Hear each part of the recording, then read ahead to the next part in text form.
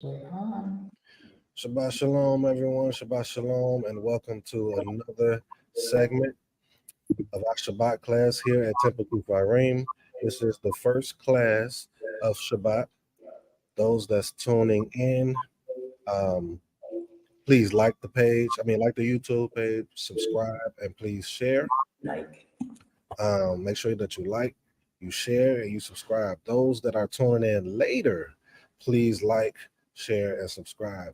This portion of the class is what we're going to be going over, and we're going to be saying what we're thankful for this weekend. Anything that we want to speak on in regards to the Most High, to family, to whatever it might be. Please make sure that you share with us. You can put it in the comments of the YouTube or the Facebook. We'll make sure that we share it for everyone to be able to read it, and then we'll read it aloud for you. All right. So this segment of the portion of the class is to say what we're thankful for, anything that we want to share with the family, and just give honor and praise to the Most High Power. So remember, please subscribe, please share, and please like this video. All right. I'm going to pass the floor over to our spiritual leader at Temple Kefarym, and this is Prince Israel. Shalom. Shabbat Shalom, everyone, and thank you very much, Nasi. Thank you very much. Greatly appreciate that. Shalom. Shalom. May the Most High be praised. So Nasi will be in and out today. He's dealing with some family issues, very important family issues.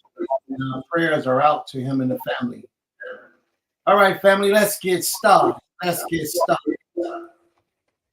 So, where's the echo coming from? Would anybody like to thank the Most High at this time for anything special? Who would like to be first? And you in the listening audience, now is the time where we thank the Most High. We give public acknowledgement to the Creator for all that He's done for us in our lives, either in our day, our weeks, or even a month. However it's been, you want to thank the Most High, now is the time to do so. Who would like to be first to give praises to this King? You got the floor, sis. It's all you. It's been so long since we had you on camera, sis. It's been so long. You're usually in the audience all the time now. You don't even come up to the center front with us no more. Thank you for coming today. And y'all at the temple, so y'all, it's even better. Shabbat Shalom. Shabbat Shalom. Shabbat Shalom, everyone. I'd like to thank the Most High for just a spared life to see another Shabbat. And also for this opportunity to be on the land with my sister right here. I just want to thank him for just preserving me and preserving the family and providing for us. I would just like to give him praise and honor on this Shabbat day for everything he's done for us. May the Most High be praised. May the Most High be praised. To the Rabbah. Y'all got a strong echo in there, but I guess because the place is so big, it's so grand that all that noise, that sound is like muffled or something. I don't know. But y'all got about 500 seats in that place? Sounds about right. Yeah, I thought so. May the Most High be praised. All right. You think if I open the window, it'll help? I'm not worried about it. It's okay. We get used to it. Okay.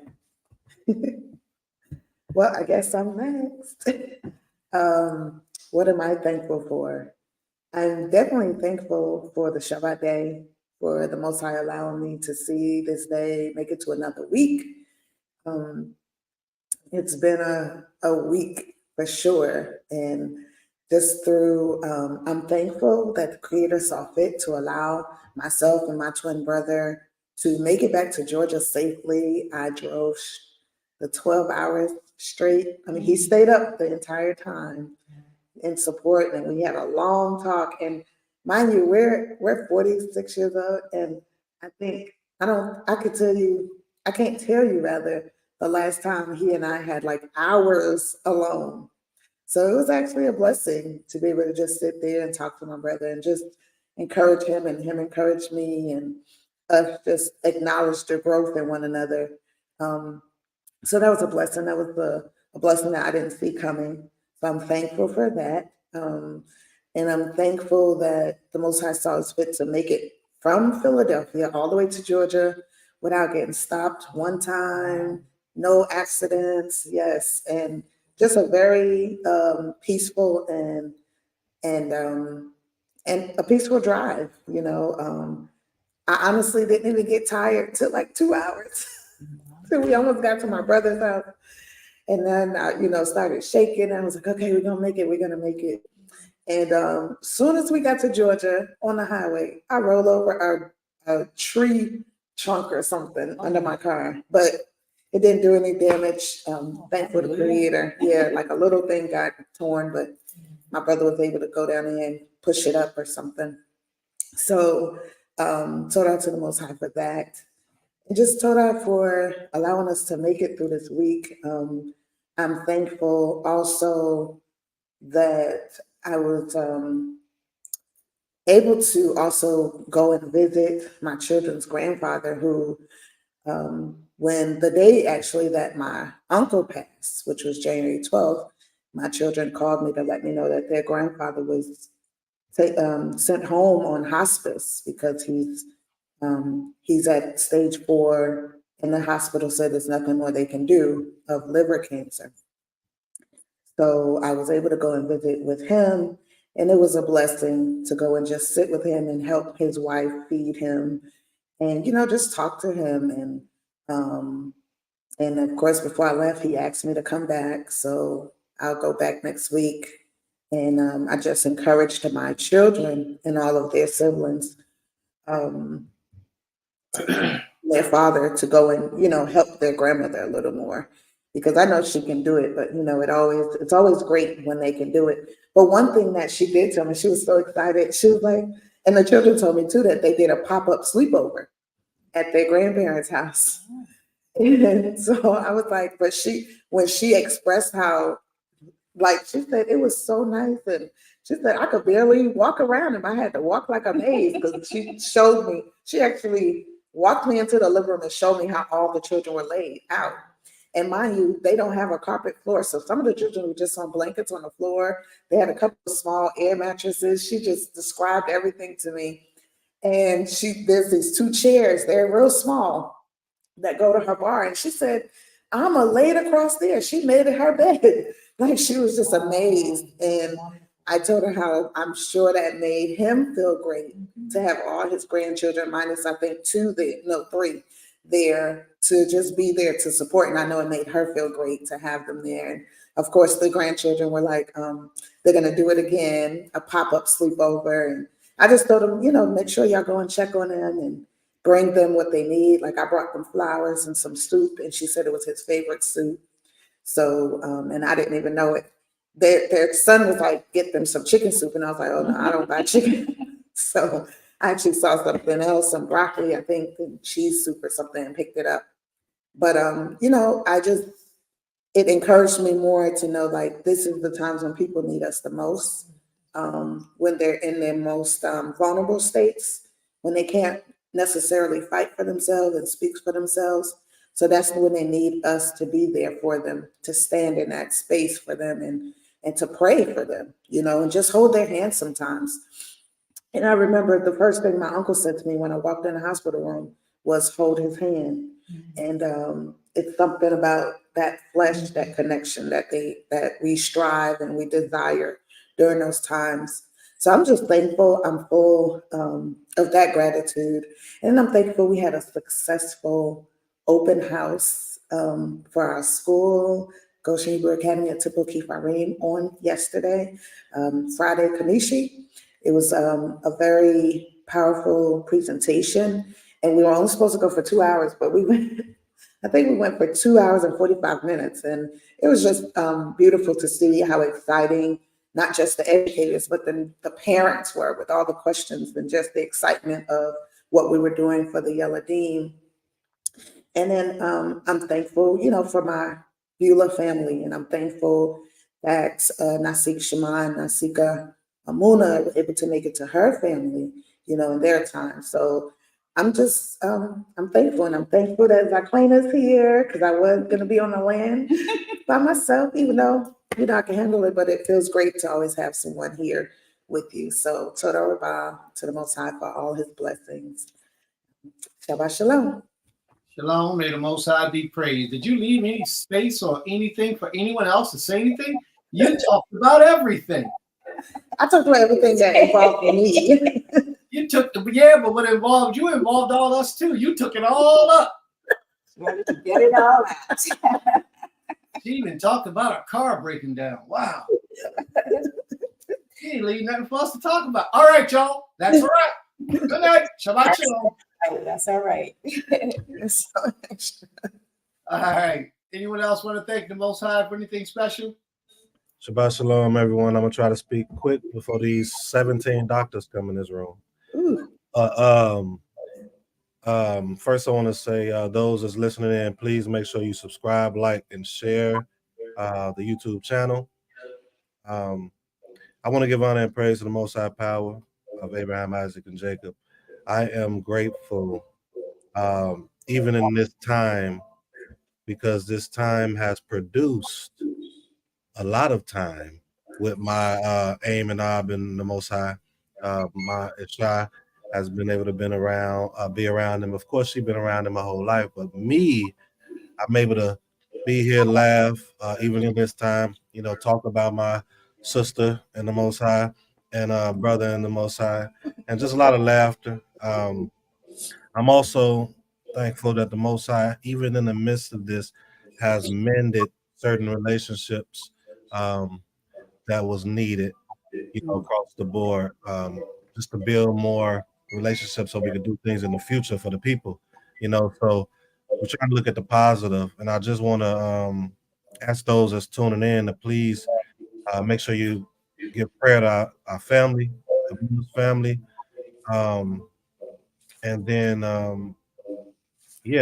this time is a tough time, but it's also a positive time, and another thing, I'm thankful for so many people reaching out, praying and building, and not just praying, but having solutions.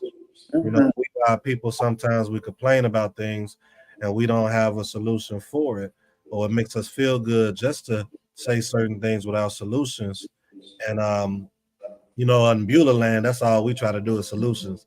So to see that in real life, I think my aim and the Most High has said something like that. Like, we know how people could be in Israel and outside of Israel, but it was just a beautiful thing to see, or a refreshing thing to see the responses was opposite of what we were all used to. All praises to the Most High. You all continue doing what you're doing. Continue praying for the family. And I'm just grateful for everything on the positive notes that has been taking place. And with that, I yield. I don't know if my Isha wanted to speak really quick. Okay. So I spoke for the family. All right. Shalom. I'm present. Okay. May the Most High be praised. Toda Rabah, Toda Rabah, Toda Rabah. All right. Listen, family, if you want to thank the Most High for anything special, and you're in the listening audience, you can just post it in the room, and we'll advertise it on the page so you'll see. Ima, you got that, right? Okay. So my sister wife Autumn says, I am thankful to the Most High for his breath of life within me, my family and friends. I pray he continues to be with me and all of us this upcoming week. May the Most High be praised. Toda Rabah. Someone else? Anyone else? Sister Aim that's here now. She want to give thanks. Absolutely. Toda Rabah. I'm not. She said, "Oh, put it on camera now." All right. I just want to say I give all praises to the Most High. In spite of the situation, I praise him because he is a keeper. I praise him for being able to tune in on today and be a part of you all Sabbath class, a time of empowerment and strengthening, encouragement. And though it has been rough, it has still been an experience. I praise the Abba for my family being here with me and just being able to hear the great things that are going on. I just praise him. We go through trials and tribulations, but it's to make us stronger, not break us, but to make us stronger. And so we appreciate you all for that, what you've done for us, and your prayers, your love, and your energy that you've sent our way and continue to send our way. And so I just want to give praise to the Most High for you all, your love, your compassion, and your concern for us. And so I do want to say Toda Rabbi for that, what you've done and that what you continue to do. And so I just want to say once again, Toda for your prayers and your love. And it is. May the Most High be praised. Iman, you get it whenever you need it. We got it. You got it. It's it. That's just how we move. Toda, I appreciate it. Absolutely. All right, Prince, I'm pulling back because the doctor's coming in, but I am still present. Shalom, you all. Shalom, shalom for now. All right. So, I'm sorry. Yeah, Coach Zakaria says, Hallelujah, Shabbat Shalom, Mishpaka. All right. May the Most High be praised. Torah Rabbah. All right. Anyone else in the audience would like to thank the Most High at this time? Now is the time to do so. If there's anything you want to thank the Creator that you're grateful for, you're appreciative for, now is the time to do so. I don't see any more. This is Zakaria just mentioned something. We were all given praise to the Creator for allowing AIM to speak. Absolutely. Oh, she did say. Coach Zakaria said, "I'm so thankful for all Abba is doing in our lives, not only building me up, but His people." May the Most High be praised. Torah Rabbah. Family, you don't have to be shy. Even if we don't know you, it doesn't matter.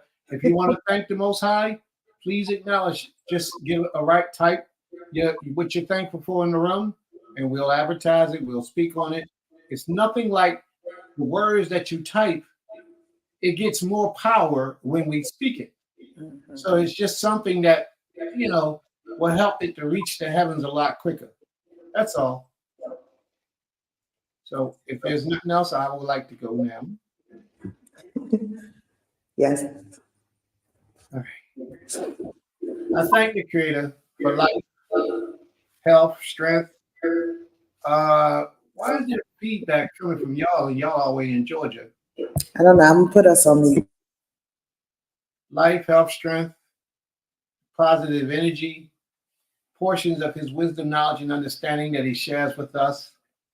The Most High has really been good to us. And this last month or so, Most High really been showing out. I mean, He's really, really, really been showing out. We started off this month with some bad news.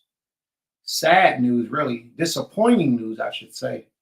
Extremely disappointing news. But the Creator took a way to make that disappointing news into a blessing.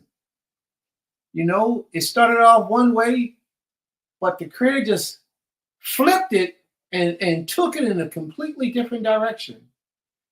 And as sad as I am that things went down the way things went down, I have to rejoice in how the Most High handled it and how He did what He did with force and power and strength in the manner in which He did, because it was beautiful.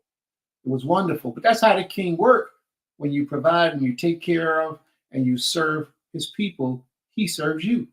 And that's just the key to survival in this way of life. A lot of places and a lot of people think that it's about what you do for the Most High that gets you over in this life, but it's not. Because what you do for the Most High's people is what really matters to the Almighty. And that's where a lot of us go wrong. We're not good to other people, but yet we want to do what the Most High tells us to do. And we ignore the fact that the Most High tells us, commands us, demands of us to be good to others. So, and especially when you playing with certain people that belongs to the Creator, it's only so far the Most High going to allow you to go. before he start bringing down his judgment, his wrath upon you. So I'm thankful, man. I'm thankful to be, in my mind, in my opinion, on the receiving side of the blessings of the Creator. Because, we could have been on the other side. I know how it is to be on the other side because I've been there for a long time at one point in my life. I mean, he had me there for like 5-6 years, straight out of my mind, doing some stuff that wasn't even right. And I knew it wasn't right, but I think I played on the favor of the Creator for that period of time. This was many years ago, but I'm just sharing it with you that I've been down that road when you didn't give the Most High the best of you. And this was many years ago. But since then, he brought me out of that, and I'm grateful and I'm thankful, and I haven't looked back. And I won't look back. I can't look back. It's too much to look forward to. So I got to keep moving forward, keep myself in meditation and prayer before this King, always constantly asking him for forgiveness and mercy of the things that I might not even know that I've done wrong, and asking for correction. I'm thankful that the Most High has me at that stage in life where I can always be mindful of my errors and my mistakes before I have to get punished and chastised for them, so that I can correct them, whether I do wrong to an individual, whether I do wrong to myself. The Creator has me at a mind state where if I offend someone and they bring it to my attention because I didn't know, it's not hard or difficult for me to apologize and to do what I can do to make it right. See, in a portion of that, people don't understand, but when you offend someone, your words is all right, but sometimes words ain't enough. Because for real, when you offend someone, and I mean an offense that you've really done, not because the person is emotional, but an offense that you've really done, you are now indebted to that person to a degree. You have to try to do what you can do to make it up to that person, to show the individual that you had no malice in your heart when you did what you did. I pray that y'all understand what I'm saying. A lot of us don't do that. We'll apologize. Oh, I'm sorry, forgive me, and we'll move on. But in the person's mind, they don't know if you were sincere. They don't know if you really meant it. So they just ignore it and move on with it. But the best way to do it is to be in debt to that individual after you apologize verbally, to show them the sincerity and the commitment that you have in your soul to try to make matters right between the two of you, or the three of you, or the four of you, however it is. You don't apologize and then repeat the same behavior. You don't apologize and then have the mindset and then justify your actions by saying, but, and then no, that's not how it goes. That's not how it goes, because that shows that you don't really apologize. You don't really mean what you're saying. And we have to learn that, family. So I thank the Creator for allowing me to be emotional enough. Just a little bit. I'm a little tiny bit emotional. Just a little tiny smidgen. Can you see between my fingers? That's how emotional I am. That little tiny smidgen bit. That little tiny bit. Just emotional enough to that degree when I can acknowledge my wrong. But if I do something wrong and somebody let me know, I will definitely do what I can do to make it right, if I understand what they're saying to be right. Because none of us are perfect. We all make mistakes. And I also want you to know, just because somebody complains to you about something you did, don't mean you were wrong. Sometimes that person's over emotional. Sometimes they are. And it might be something that happened in their lives that triggers something in their minds, and you haven't really done anything wrong at all. You can still apologize, but you really need to understand what you're apologizing for. So an engagement conversation might be needed so that you'll understand that individual more. And you be, why would you offend it? All I said was you had nice shoes on. Sometimes people are like that. So I thank the Creator also for this week, man. We had a very, very, very beautiful week this week. When I said the Most High was showing out this month, the Creator was showing out. He was showing out. I don't want to tell you everything. Can't tell you everything. It's so much.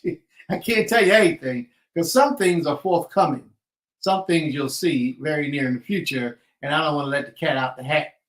So cat, get back in the hat, cat. Get back in there. So this, I would like to say this I can say. Yesterday on Shishi, we had an open house for our school. And the new principal administrator, the new administrator of the school had well, I think she's in the audience. This is Sakaria.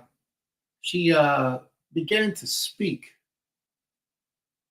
And at one point in her speech, she almost had me breaking down a little bit. You know, a little heart, man, was kind of getting a little fuzzy in the inside. You know, I was like, yeah, okay, yeah, I hear you, sis.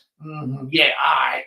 So I had to change my tune a little bit. I had to get out my car and stand up, move around a little bit, and then sit back down so I don't get too, you know, we don't do that, you know, we don't do that. So we do whatever we got to do to avoid that from happening. So yesterday was one of them days.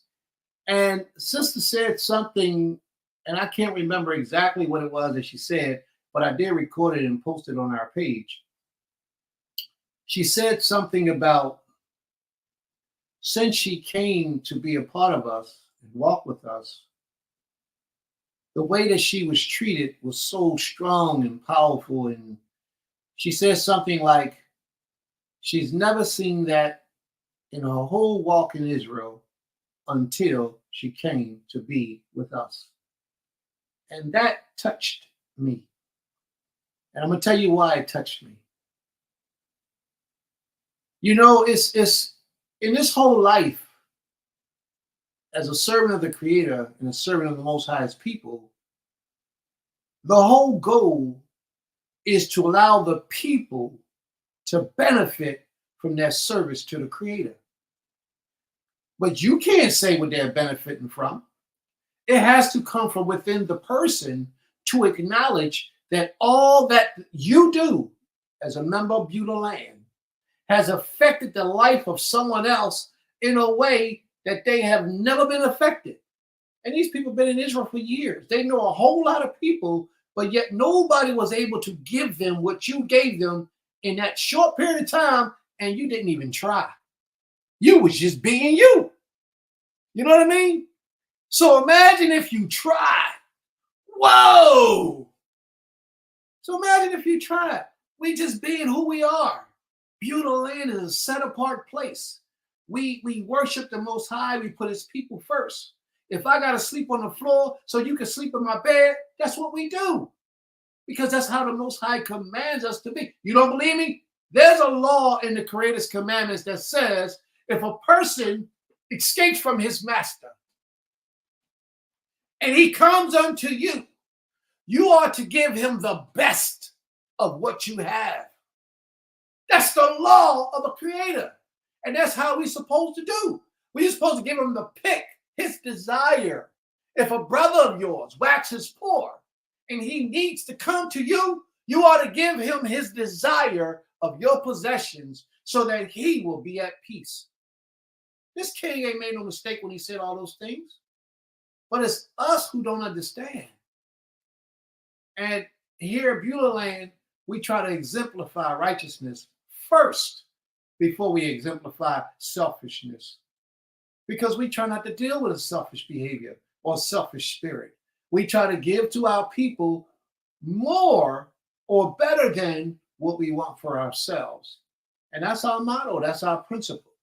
And all she felt, I'm just proud that she had the energy and the courage to stand up before those people and say it, because a lot of people won't say it. A lot of people will feel it, but they're going to feel like, oh, they're going to think I'm jocking or think I'm riding. I ain't going to say it. I'm going to embarrass myself. No, it ain't the way it's supposed to be. If somebody does good for you and righteously, you should acknowledge that, because it may cause somebody else who's suffering to find a way that they can get some healing. You know how many people don't come because they don't know to come? And then when you get to speak the words you speak, that opens them up. Say, hey, there is somebody out here that can do this. Let me go to Beulah land, see what them people working with. Or let me even build a relationship with Beulah land and see how they working. You know, it ain't always about you packing up, coming to live on the land to be with us. A lot of times it's just about communication and relationship. So I thank the Most High for that, you know. And also on that meeting yesterday we had, I also thank the Most High for the sisters. First, let me say this. That was a sisters event. Them sisters put that thing together, executed that thing, set up everything, and ran the show and did their thing and did it well. So my hat is off to them. I'd like to thank the Most High for that. Sister Sharon, you there, sis. You're part of that. I know you are. I know you are. Sister Zakaria, Maisha, and what's that other sister name? Yoshira? Yeah. Whoa. Man. These sisters was doing their thing, man. And it was a beautiful thing to see, to witness, and to be a part of. So I'm blessed in that. I thank the Creator for that. And then I want to thank the Most High for all the teachers, my brothers who came out to participate, to help. Brother Benjamin, he's somewhere in the house. Prime Minister, he's somewhere in the house. I like to thank the Most High for those brothers because they came up. They got the call without hesitation. They said, "We here, Prince." You don't get that in Israel today. Not often. Brothers who are willing to sacrifice their own to make sure you got what you need. Come on now. That's how we're supposed to be moving. I shouldn't have to tell you what I need when it's obvious. If you know what I need and it's obvious, then you should be right there giving it to me without me having to say, "Yo, man, I need this." Because I don't even want to tell you why. Because you're supposed to already know. You should never have to ask your brother to ask you for anything if you know your brother's in need. I'm saying this to y'all sisters as well. So I thank the Creator for that energy, man, because when I called upon them brothers and said, "Yo, this is what we need, we in debt." They didn't know we needed, but the moment I told them, neither of them hesitated. "What you need, Prince?" "Oh, how can I fit in? How can I be of service? Where do you need me at? What?" And guess what? They jumped on it. And I pray that the Most High blesses them with the energy, the spirit, and the motivation to continue on in that same spirit and be a great success to the use of our children. Because it was a wonderful thing, man, and I'm pleased. All them sisters who volunteered to teach, it's beautiful, man. I can't say it enough. I was so elated yesterday. And then the thing that topped it all off was those parents. The parents came in and spoke. And the parents were speaking like, "Yo, let's go. Let's get it." I mean, the energy was so high. Like, y'all can go to our page and watch the video, and then you'll see what I'm talking about. Just watch it. The energy was so high coming from the parents, man. I was elated. I felt so good. And this is what I mean by the Most High took that negative thing and made it into something positive. He brought a whole new family into the midst of this. A whole new family, and brought it to this family and said, "Now y'all one big family." A whole new family. And that's what I mean. I remember last year around this time, I was on our page. We was on Zoom. And we had a good 15 people maybe on the Zoom calls. I don't know. Anywhere from 10 to 15 on average. And I said to the people, I said, "There's a lot of you who are here now who will not be here tomorrow." And I didn't mean it in a disrespectful way.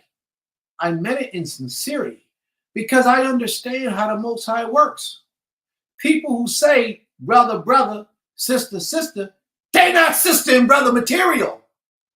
And not that that's the case for everyone that is not here, because a lot of them are sister and brother material. And I'm not saying that's the case for everybody.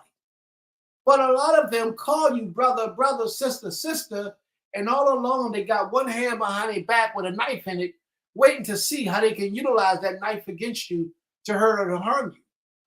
But the best defense you got for something like that, of course, you know, to give the glory to the Creator and worship Him and stay on point. But the best defense you got for a person like that that's standing in your face saying, brother, brother, sister, sister, with their hand behind their back with a knife in it, is to just show them love. That's all you can do. Show them love. And if they pull out that knife and stab you with it, then it'll go through you and it'll hurt them. So don't worry about it. You are to love your brothers and sisters no matter what.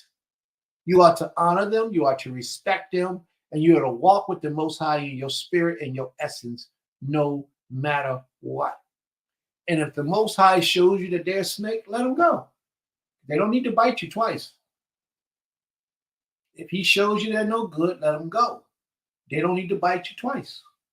If he show you can't trust them, have a conversation with them and say, hey, what's this feeling? I'm feeling this and I'm seeing this. What's this all about? Because you got to give people the benefit of the doubt because it might be you. You might have some emotions going on inside of you preventing you from really gelling with that individual. So talk to them, clear your conscience, clear your spirit, and make sure it's not you first before you throw out the punch and say, you ain't no good. You got to get out of here. You're going to be destroying a beautiful relationship. You don't want to do that. And I don't mean how difficult it is. You don't want to do that. Have that conversation with the individual. Open up. Honesty is extremely important. Transparency, extremely important. Communication is extremely important. And that's what Israel lacks today. Communication. There was a brother who he robbed this. He went to the house of worship and stole all the money out of the house of worship. His name is Laban. He stole all the money out of the house of worship, all the money, and they couldn't pay their bills, and they couldn't pay anything to feed the homeless or anything.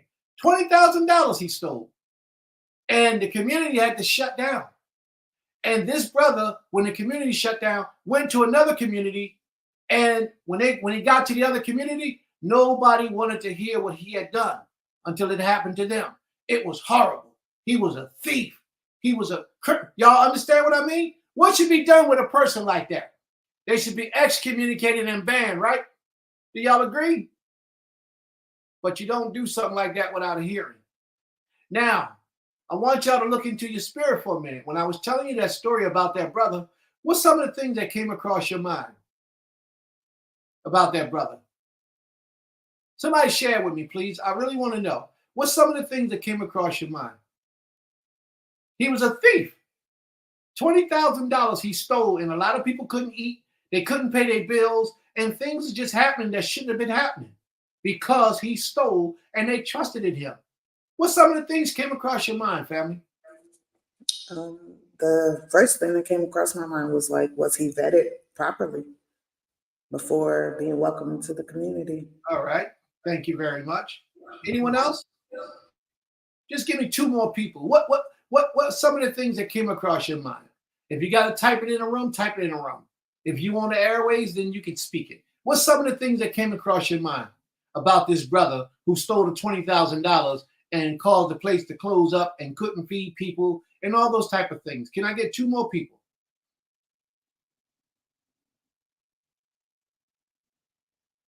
Nobody else? Okay. He was not a brother. He was not a brother. And how would you treat him when you saw him? How would you treat him after that? If you bumped into him on the bus, or if he came to try to come into your house, how would you treat him after that, knowing that he was a thief? He wouldn't be welcome. And right, quite naturally, that's the way it's supposed to be, right? Okay. All right. What if I told you, oh, somebody else got something else? Somebody put that up in the room for a minute, please. Sister Zakaria said, honestly, I was wondering why he stole. Like maybe he was in need or... He was a crackhead. We called him a crackhead. We said he was a crackhead, sis. We said he was a crackhead. And he stole the money because he was a crackhead. And that was it. What's that other response up there? Sister Autumn says, someone probably hurt him deeply in the past and didn't know how to... And he didn't know how to get rid of that spirit. Okay. All right. Sister Yashiro says something like that happened in my old church. He was a temp drummer I knew him and didn't trust him after that. I looked at him funny every time I saw him. All right. Now, I'm so glad I got that type of outcome, because this is what I want to say to y'all. Everything that I said to y'all was a lie. He didn't steal it. The pastor stole it. But the pastor pushed the buck and put it on him and made him appear to the people as if he was guilty. Now, do you see how you started to look at that individual? That's the poison that's going around in Israel today. That's the poison that destroys us from being able to build. Because as soon as somebody says something negative about somebody, the first thing we do is that person's guilty. Yeah. It got to be the truth, because they wouldn't have said it. This is destroying us from the inside out. I thank the Most High for giving me the ability to understand these things. Everybody is due their day in court. Everybody is due the opportunity to state their position and to defend themselves before we, as a people, hear something about somebody and automatically determine that person is wicked. Do you understand where I'm coming from, family? This is a sickness in our people, in our nation, and it's destroying us. It's holding us back. So I'm still taking the time to thank the Creator, because I got to make it clear to the family. Don't listen to what people tell you. Judge for yourself based upon your own experiences of what you see with your own eyes. Because that person who told you the story could be setting that person up. The person who told you the story could be plotting against that individual, or just a plain hater, because there's a lot of that too. Jealous people really exist. And when a person is jealous of an individual, they won't even go to the extremes of killing that person. So y'all have to know how serious this is. If we're talking about building an institution in this United States of America right now, in this day and time, if we're talking about building an institution, we have to be aware that the haysayer, the naysayers, the demons, the devils, the adversarial energy is going to do things to try to prevent that from happening. And who you think they're going to do it with? The man holding the door or the man giving out the money? They're going to do it with both of them. They're going to start at the bottom and try to go to the top to prevent the glory of the Most High from rising. Watch, family. Be careful about who you listening to. That brother probably deserved it, Sister Yoshua. He probably deserved it. He was probably guilty. I pray that he had his hearing. I pray that he had his time in court to prove whether he was guilty or innocent. But the point I'm trying to make is, don't always listen to what's blowing in the wind. Because a lot of times the wind has an energy that has an agenda. And a lot of times you can't see what that wind is bringing in. You can't see it because you're not skilled enough, or the Most High hasn't revealed it to you. But you watch the end of the matter to determine whether a matter was good or bad, or righteous or unrighteous. That's how you determine. So all those people that was on yesterday came out for Shishi at the open house of the school. May the Most High bring you great blessings and joy and peace and longevity of days. So I thank the Most High for your life. And I thank the Most High for any support that you choose to give. Because we're here, we're going to do what we got to do and educate the children. Most High be praised. All right.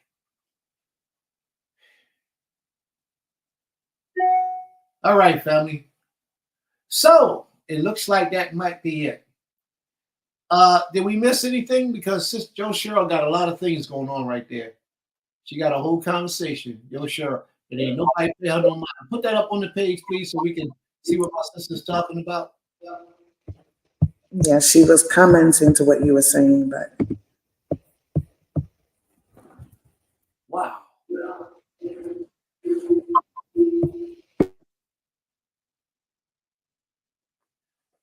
Wow. Sorry to hear that, sis. I really am. I wanted to read that. I wanted to see that. Could you let me see what that is? We judge immediately and we tend to follow the wicked, shaking my head. And sometimes we trust the words of someone who we love because we don't think they are lied to us. Wow, we have to really consider right. And it's true. We must. And you really have to vet those that you bring in your space. You're absolutely right. May the Most High be praised. Sister Gabby, Shabbat Shalom, sis. May the Most High be praised. All right. So is there anyone else who would like to thank the Most High for anything special? Today, we don't have a guest speaker. I'm your guest speaker. Prince is your guest speaker. And I have a lesson prepared for you. All right. So Prince is your guest speaker. Prince has a lesson prepared for you. And we're going to go on a journey. Y'all ready? All right. So now I need to turn my page just to make sure that you all can see. Now, today's lesson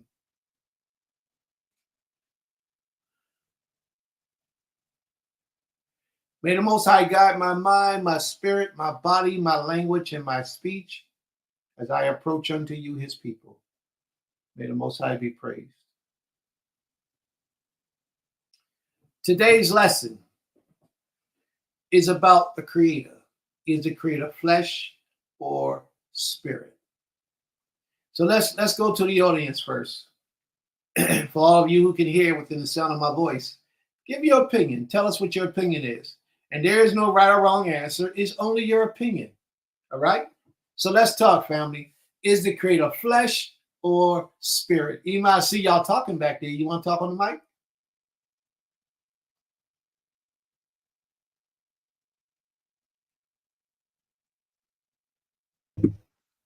Shalom. I mean, personally, me, I think he's both. You think the Most High is both? Mm-hmm. Okay. Great. I'm glad you got an opinion. Yeah. Somebody on Facebook, we got a Facebook user. I don't know who that is. Facebook user. I thought I was on Facebook, but I guess I'm not. Can you identify yourself, please, Facebook user? What's your name? Just so we all know who we're talking to when we address you, if it's the same person. So, anyone else? How do y'all reckon? Is the Most High flesh or is the Most High spirit?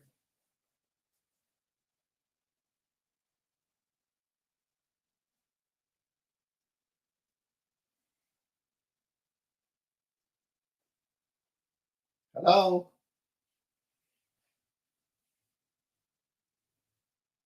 Oh, that's Sister Aisha. Shabbat Shalom, Sister Aisha. Is the Most High flesh? Something about a spirit, but maybe a few attributes of a spirit since he created a spirit. Explain that, please. I'm confused on your answer. Ishi, could you explain that to me? Something about a spirit, but maybe a few attributes of a spirit since he created a spirit. I'm not sure I understand. Is the Most High, the Creator, is he flesh or is he spirit? Come on, y'all, talk to me. Talk to me now. I need to understand.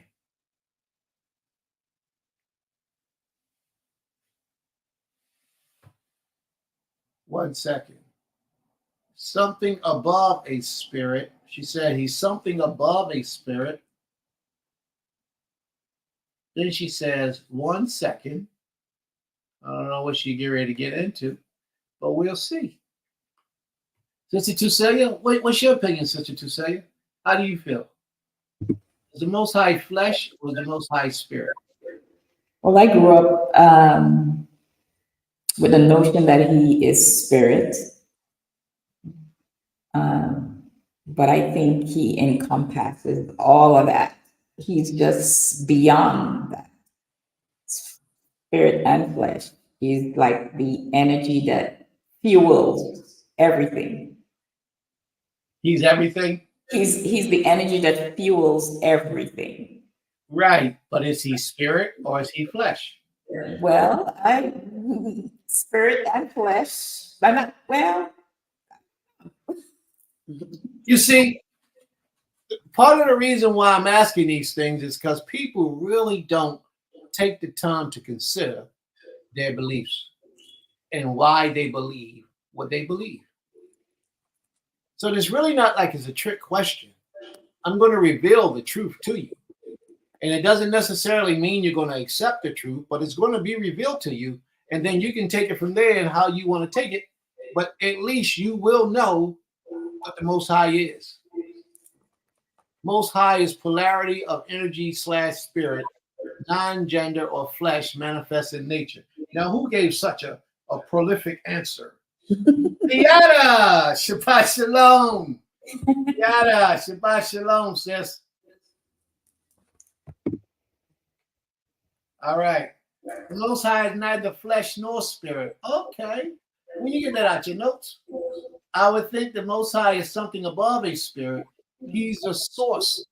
So if I have to choose one, he will be more spirit than anything else, but still something else beyond spirit. Exactly. Oh, I tell you.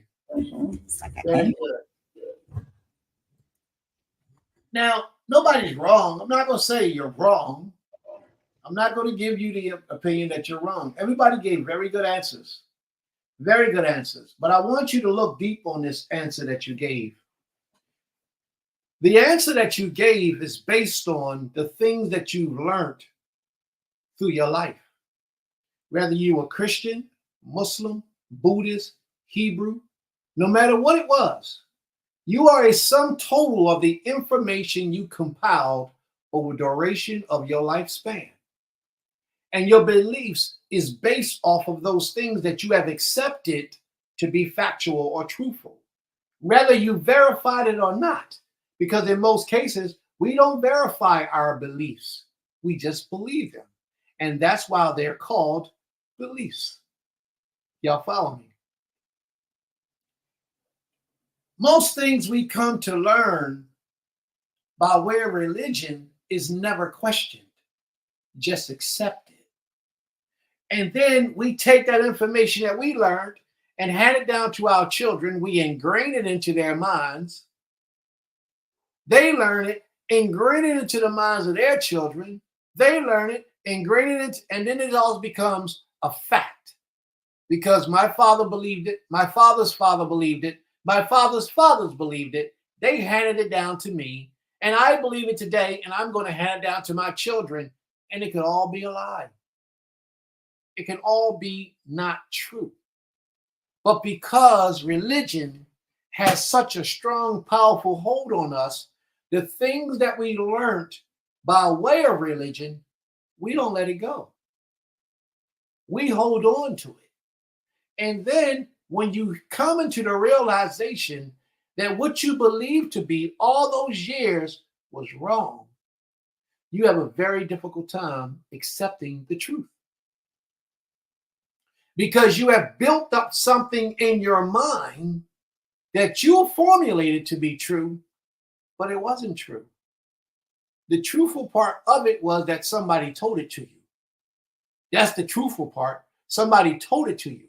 But that person that told it to you did not tell you the truth. Do y'all follow me? When you're introduced to the truth, oftentimes it's very hard to let the truth in, to receive the truth, because you've lived so long in a lie. And if you're not an honest person really searching after the Most High, you're going to hold on to those lies. And you're going to defend those lies.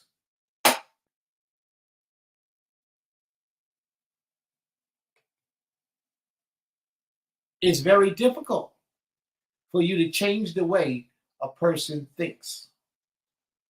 Cognitive dissonance, rejecting the truth because of performance of an ideal in spite evidence to the contrary.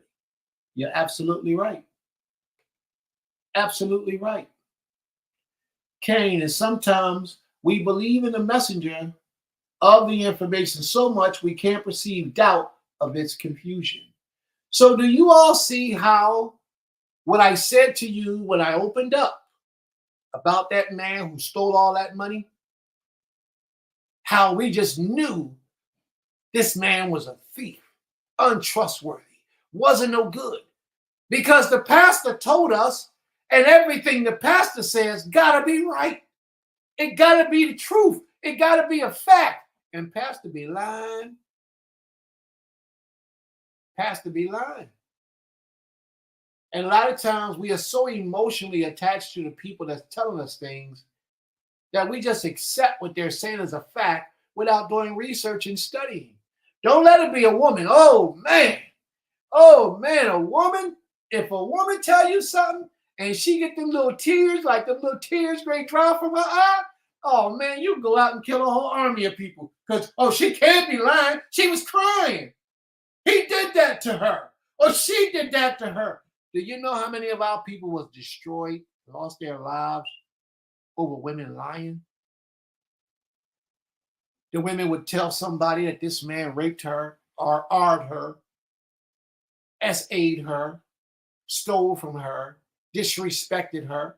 Matter of fact, they got a movie out about it right now. About a young black man who bumped into a white woman. The white woman claimed that he bumps into her all the time as if he's doing something suspiciously to disrespect her. And a whole lot of people died because of that.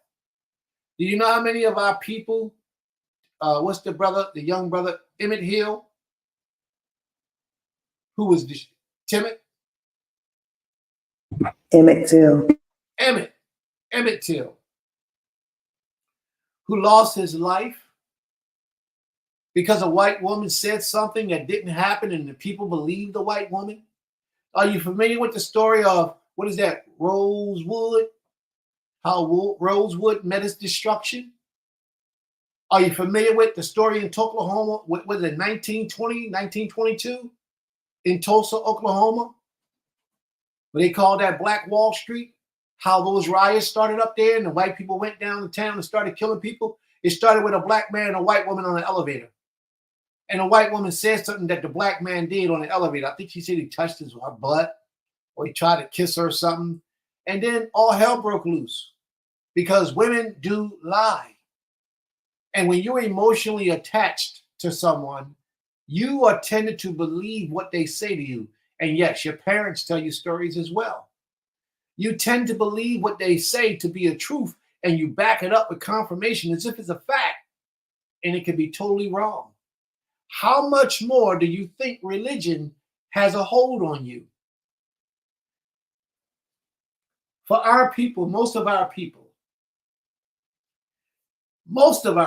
if not 99% of our people, came up in churches today. And the other 1% may have come up in the masjid today. Very few of us practice Buddhism or Hinduism or those other things. But a lot of us came up in these ways of religion and we gravitated toward those religions. We made some hell of a sacrifices to those religions. We gave a lot of money to those religions. We taught, we worked, we slaved for these religions. And when you do things like that, it ingrains these false doctrines or these beliefs even that much more into your inward being. And you actually believe these things to be that much more true. You don't even question these things. You just move out on them because you already understood it to be factual because pastor said it and everybody in our community believes it. Everybody in our congregation believes it. And that gives it more solidity, more validity, more strength, more confidence that it's a fact.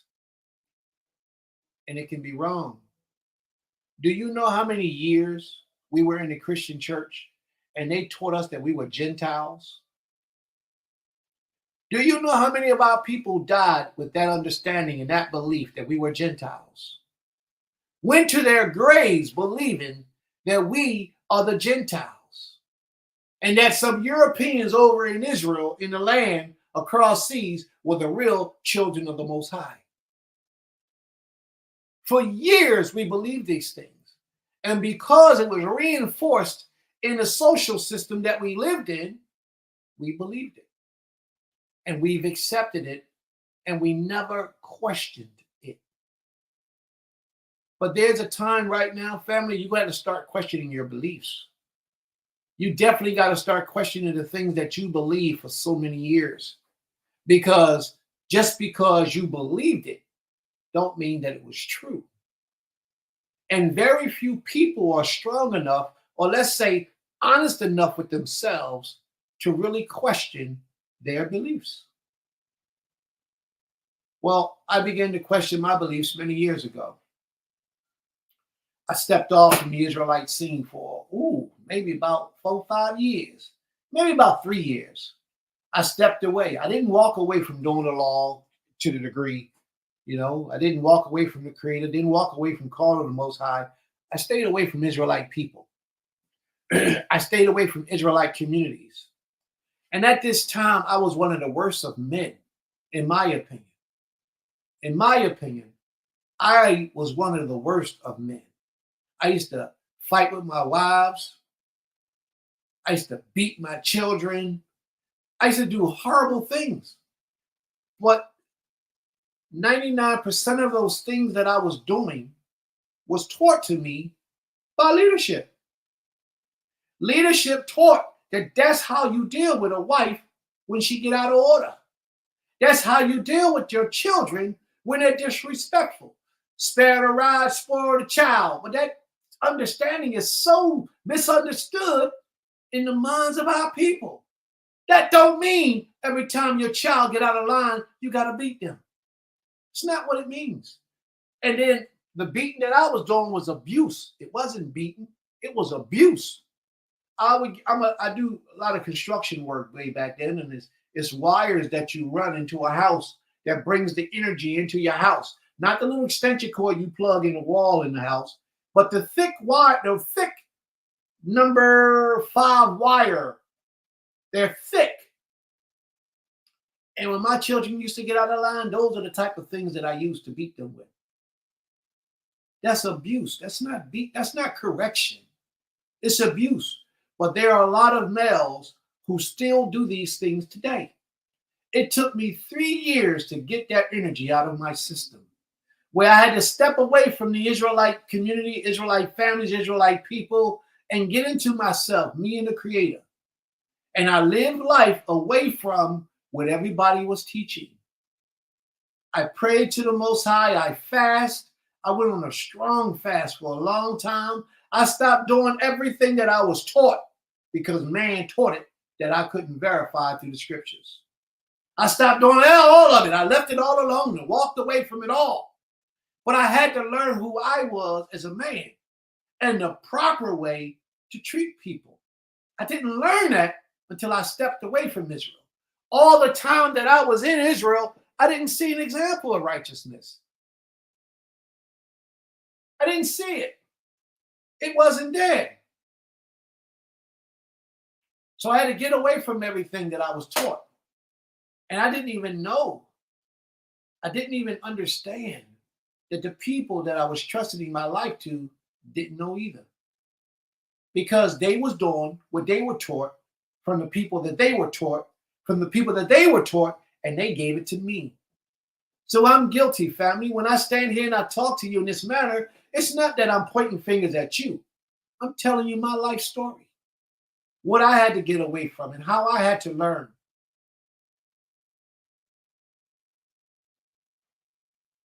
I didn't learn it because somebody taught it in class. Therefore, I teach it now. I've learned it because I separated from the people of the Most High, and I asked the Most High to help me because I realized something was wrong with me. And I did that for 3 years. It was a long time ago. I had a whole lot of practice and a whole lot of getting things better and right now, but it was 3 years that I had to separate myself for that time. I still got a child today that's been affected from the behavior that I displayed as a child, and she can't get over it. She don't even talk to me to today. Grown woman, don't even talk to me because she was abused just that bad in her mind. You can never determine how a person is going to take abuse. You can't tell when you abuse somebody how you're going to affect them. You will never know. She hasn't gotten over it. The rest of my children, they're fine. In my mind, they're fine, but I know that they're scarred as well.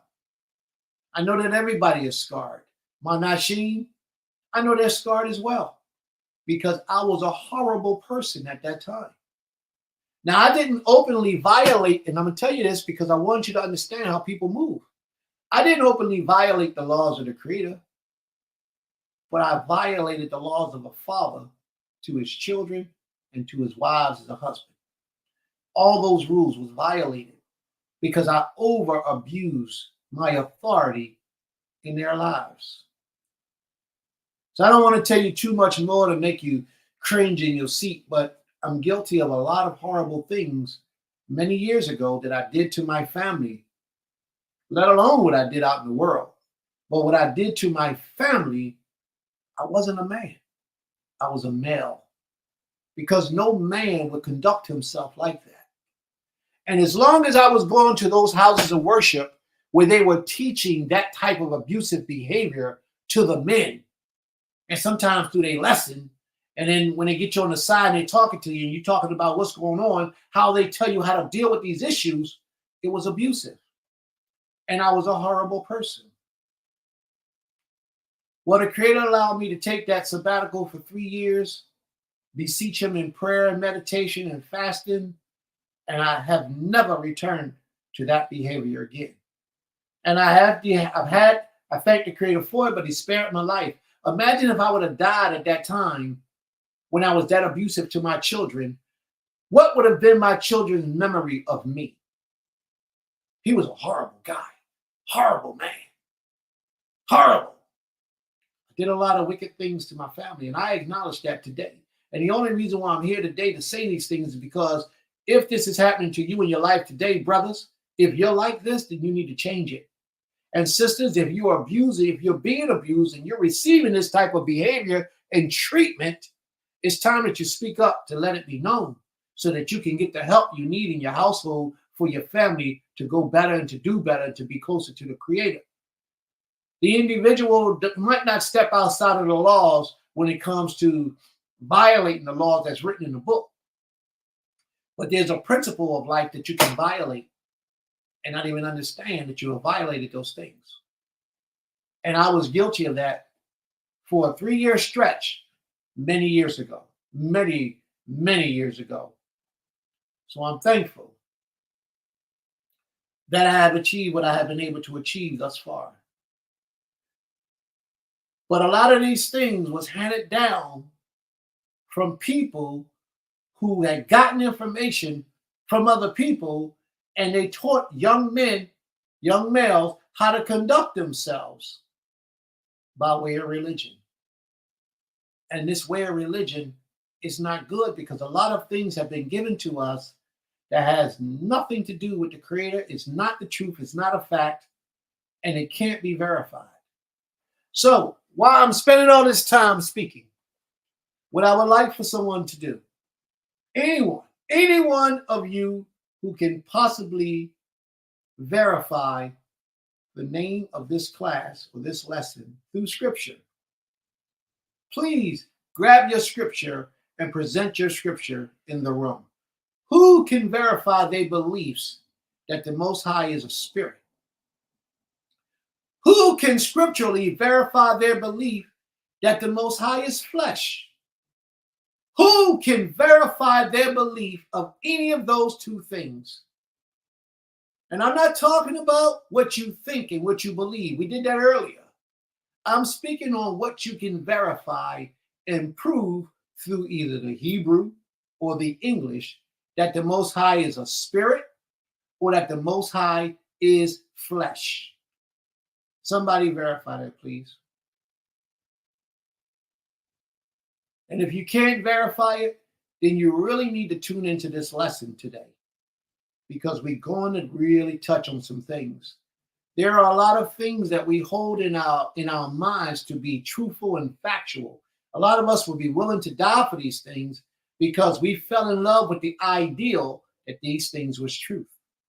And these things are not truth. And it's very difficult for us to let those things go. Extremely difficult. Extremely difficult. But the Most High said, prove all things. Prove all things. So therefore, family, let's go on this spiritual journey. I would like for you to put in the page or on this listing, just type it in. Any scripture that supports your ideal of the Most High, the creator of all creation, being a man, being not a man, being flesh, or being a spirit. Let me share with you some understanding so that you understand something that you may not know. The Most High is not a spirit. The Most High has spirits. He created spirits. He has spirits that serves him. And that's why every time when you read in the scriptures, it is say the spirit of the Most High. The word of, we got any English teachers on the page? Of is a possession word. It shows something that belongs to something. So when it says the spirit of all flesh, when it says the Most High, the spirit of the Most High, it shows that these spirits serve, work for, obey the Creator. It does not show, it does not mean that the Creator, that the Most High is a spirit. Nowhere can you verify that fact. There's a portion that says the Most High is a man of war. And then there's another scripture that says the Most High is not a man that he should lie, nor the Son of Man that he should deceive you. You understand what I'm saying to you? The Creator asks a question throughout the scriptures in the book of Isaiah, the 45th chapter, 46th chapter, 44, 45, and 6. He says, who would you liken unto me and say that we are equal, and compare me and say that we are alike? There is none like the Creator. Well, the Creator made us, therefore we are like him. And we're not like the Most High. There is none like the Most High. The Creator also made the grasshoppers too, didn't he? Is the grasshopper like the Most High? Because you're not like the grasshopper. The Most High also made the ant. Is the ant like the grasshopper? Is the ant like you? Because you're not like any of those things. So just because the Almighty made you, formed you, fashioned you, created you, don't mean that you are like the Most High. So somebody going to bring up the scripture. Somebody going to dig into the book of Genesis. What is that? Genesis chapter 1, verse 26, and says, see, Elohim said that he made us in our likeness, in his likeness, and after his image. Elohim is plural. Elohim is not the Creator. If you go very next to the next chapter, in the second chapter, it talks about Ha Elohim. It talks about Yod-Heh Wah-Heh. It talks about, in the 7th verse, Yotzer, the Creator. Completely different individual than what you understand for things to be. The only reason why you understand that is because it's been taught to you by man. It's been handed down to you from generation to generation that we are made in the image and the likeness of who they call God. God in Hebrew is the word they translate as Elohim. Elohim doesn't necessarily mean you're talking about the Creator, Ha Elohim. If you read it in Hebrew, you have to read it in its context. Its context. Okay. All right. We need to see it in Hebrew. She needs to see it. All right. Let me see if I can open my page up to the manner in which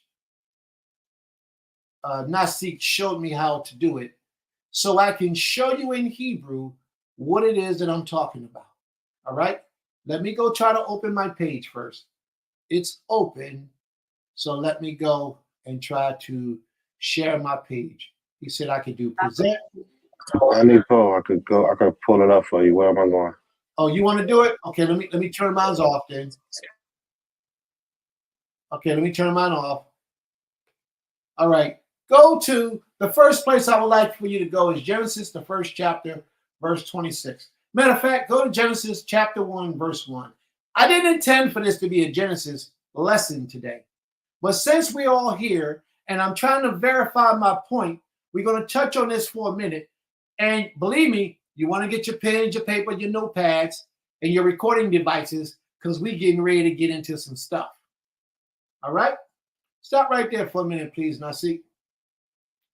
Nasik, I need you to move your mouse because my mouse, can anybody see my mouse? No, right? All right. I need you to put your mouse underneath the word Bereshit. Can everybody see that, where he's at? If you could highlight the word, is it a way for you to highlight that word? No? Okay, there you go. That word right there is Bereshit. Now, I'm about to contradict a lot of the things that you've been taught in your past. But everything that I'm going to say to you right now, for the duration of this class, will be 100% verifiable. 100% verifiable. And I'm going to show you in the English and I'm going to show you in the Hebrew everything that I'm stating. And I'm going to take you on a journey. A lot of people, as I stated earlier, this will go against a lot of the things that you have been taught. But I would love for you to go show and question and disprove the things that's being presented here. Because right now you're going to be elevated a little bit in your understanding of things. And if you feel as though you're not, that's okay. Present your questions, and then maybe we can address your questions. All right? The first word there, right there, that we see that's highlighted in Hebrew says Bereshit. Bereshit. They translate that in English to mean in the beginning. But it does not mean in the beginning. It means in a beginning. One of many. Okay? It means in a beginning. The next word you see there is the word bara. Okay? Bara is the word. Okay, you pulling up something? Okay. Bara is the word that means to form or create. Write that down, family. Bara. B-A-R-A. Bara. It means to form or create. See, we're here in Beulah land, we do things different. We teach here. And we show you the evidence so you can dispute it. And if you have any questions, you're allowed to ask questions here so we can address it to either you can correct us or we can help you. All right? So Bereshit, in a beginning, bara, formed. Now that next word is Elohim. Now, do y'all see that letter, that word right there? Elohim is really Elohim. It starts with a letter called a Aleph. Nasir, can you just highlight the Aleph, please? This letter right here is the Aleph. Remember this because it's extremely important. I want you to see this. This letter is Aleph. It's the first letter in the word Elohim. And for anybody who knows what Elohim means powers. Elohim is plural.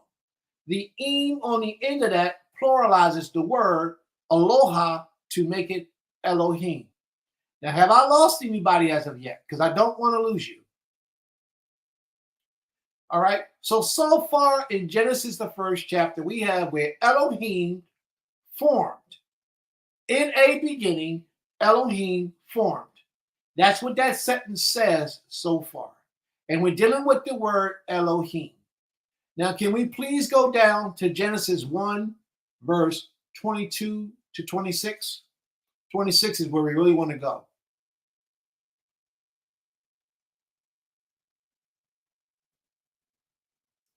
Go to 26, please. All right, where it says. All right. So let's go up to the beginning of the Hebrew. The first word there, next to the number 26, it says Wayomer. Wayomer means and he spoke. You finished? You with me? and he spoke. Wayomer, you want to highlight that for me, please, Nasi? Wayomer means and he spoke. All right. The next word after that is Elohim. It starts with the Aleph. See where it says Elohim? So this is the same Elohim that was speaking in the beginning of Genesis, where it says, and Elohim formed the heavens and the earth. Okay? Now, the miraculous thing, this particular verse says, and Elohim said, or God said, let us make humankind, or let us make mankind in our image after our likeness. They shall have rule over the fish of the sea, the birds of the sky, the cattle of the earth, and all the creeping things that creepeth upon the earth. But the important part is where they say, let us make man in our image. That's Elohim speaking. That's not the creator. Now I'm going to take you on a journey, and I'm going to show you what it looks like when the creator speaks. All right? Everybody with me? Let's go to the second chapter of Genesis. In the first chapter, the very first chapter of Genesis is always speaking about Elohim. In the second chapter is when we began to speak about the creator. Scroll down, please. Scroll down. Keep scrolling. You're moving fast. All right, stop right there. Scroll up a little bit. Scroll up a little bit. Scroll up to 3. Let me see what 3 says. All right, stop at 3, please. Okay. And verse 3 says, and Elohim blessed the 7th day and declared it holy. And the word there, if you can highlight that word, please. Vayabarak Elohim. Highlight Elohim there, please. Vayabarak Elohim. Well, the word Elohim is the same word that is spoken about in Genesis, the first chapter. So as of right now, we have not gotten to the creator of all creation. What we're dealing with is the heavenly host. All right? So now, let's go to the next verse. The very next verse says, such is the story of the heavens and the earth when they were created. When Yotzer Elohim made earth and heaven. Let me explain this to you, please, just for a moment. Nobody can create but the creator. No one. No power in the heavens, nothing can do any creating except the Almighty. And any ideal or any plan of any type of formation of anything has to be approved by the creator in order for it to take place. Now, I'm trying to walk real slow so that everybody understands. If you have any questions at any time, stop me and ask your question. Just post your question in the room. Ima, please keep your eye out for any questions that might come up. If you have any questions, please just stop me and ask your question. But nobody can create anything but the Most High Creator of all creation. This is the very first introduction of the Creator himself, the Most High, being brought into the scriptures. This is the very first time. All right? And this is what it says about him. Nasi, can we go up to, right? Highlight the word before Elohim. Yo-hey-wah-hey. Now, that's called a tetragrammaton or tetragrammaton. And those are the initials of what is supposed to be the Creator's name. Why did they put that there right before the other word, Elohim? Highlight Elohim for me, please. That's the word Elohim. Now that says, what he has highlighted right now, it says the Creator Elohim. Why did they have to distinguish which Elohim actually formed or created the heavens and the earth? Nobody can do any creating except it be the creator. There is a reason why in Genesis 1:26 it says, let us make man in our image and after our likeness. And they use the word Elohim. But Elohim, when all credit was given, it gave glory to the creator of all creation. And that's why it says, Yod-Heh Wah-Heh Elohim. Or the tetragrammaton, the letter Yod, Hey, Wah, Hey, and then the word Elohim. So what that means is, out of all the Elohims, the creator Elohim did this. That's right. So we don't confuse that anybody else did it. Only the Most High did it. So that's why it says, Yod-Heh Wah-Heh Elohim. Now there's another way that the Most High represents himself, but I'm not going to go there yet. I want to show you another instance in the 2nd chapter when it speaks about Yod-Heh Wah-Heh. Roll down, please, to verse 7, Nasik. Verse 7. All right. Now, verse 7. Why Yotzer? Now, this is why I call the creator Yotzer. Because now they don't use the word bara to represent creation. They use the word Yotzer. And here we have in the 7th verse, the very first word. Can you highlight that first word, please? It says Yotzer. Well, in the Hebrew, actually say Why Yotzer, but the Y, the first letter you can drop off. Yotzer is the word.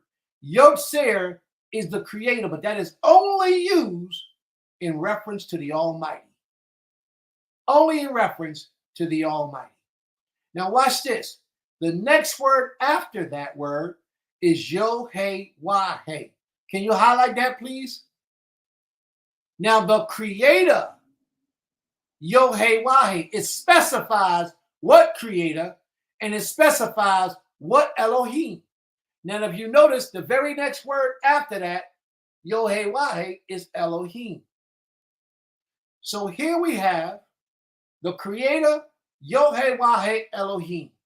Is letting you know which Elohim formed man from the soil of the ground and blew into his nostrils the breath of life, and that man became a living soul. The creator blew into the breath of man, into the nostrils of man, and man became a living soul. Elohim couldn't do that. Only the Most High Elohim could do that.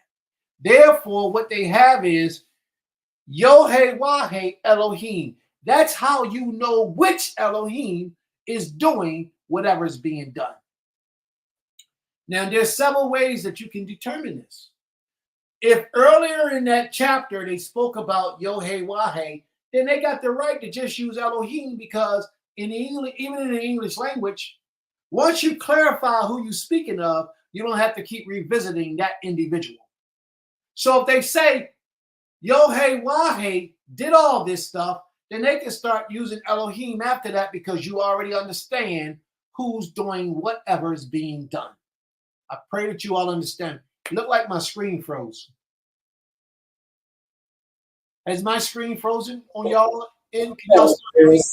We can hear you, but your screen did freeze. All right, my screen is frozen, but I'm gonna still try to teach, even though my screen is frozen. Okay. So now what I need you to do, now since we justified or we clarified the fact that Yod-Heh Wah-Heh Elohim is not the same as Elohim, there's another way that you can verify when the Most High is speaking as opposed to when his servants, who are the Elohim, are speaking. Because Elohim serves the Most High. Now, what I would like for you to go and let me know when you get there, please, because I can't see the screen. Go to Genesis, the 6th chapter, the 1st verse.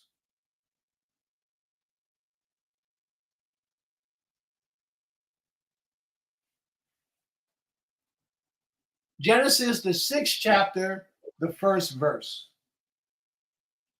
And it says, And when humans began to increase on the earth and daughters was born to them, slide up a little bit, please.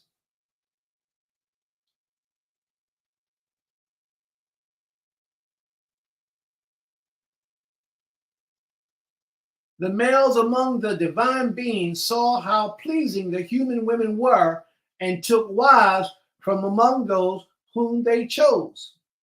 All right, stop right there. The males or the divine beings or the sons of God, some of your books might say, the sons of God.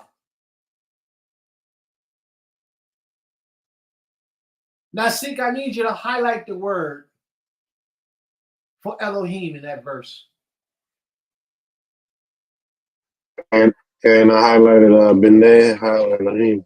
Now, what he just highlighted means B'nai, which means sons. The word B'nai means children or sons. Now they have another word there that looks different from the Elohim in the formation, which was in Genesis 1. And that Elohim has another letter in front of it. And that letter is in the Hebrew, is called a He. Now, the He is a direct article. It means ha or the in English. It lets you know specifically what they're talking about. The Elohim. A lot of times you will read in the scriptures, if you read Hebrew, it'll say Ha Elohim. That is talking about nobody other than the creator. And it doesn't leave it the chance where you might be talking about any creator. It's only the creator that's being spoken of.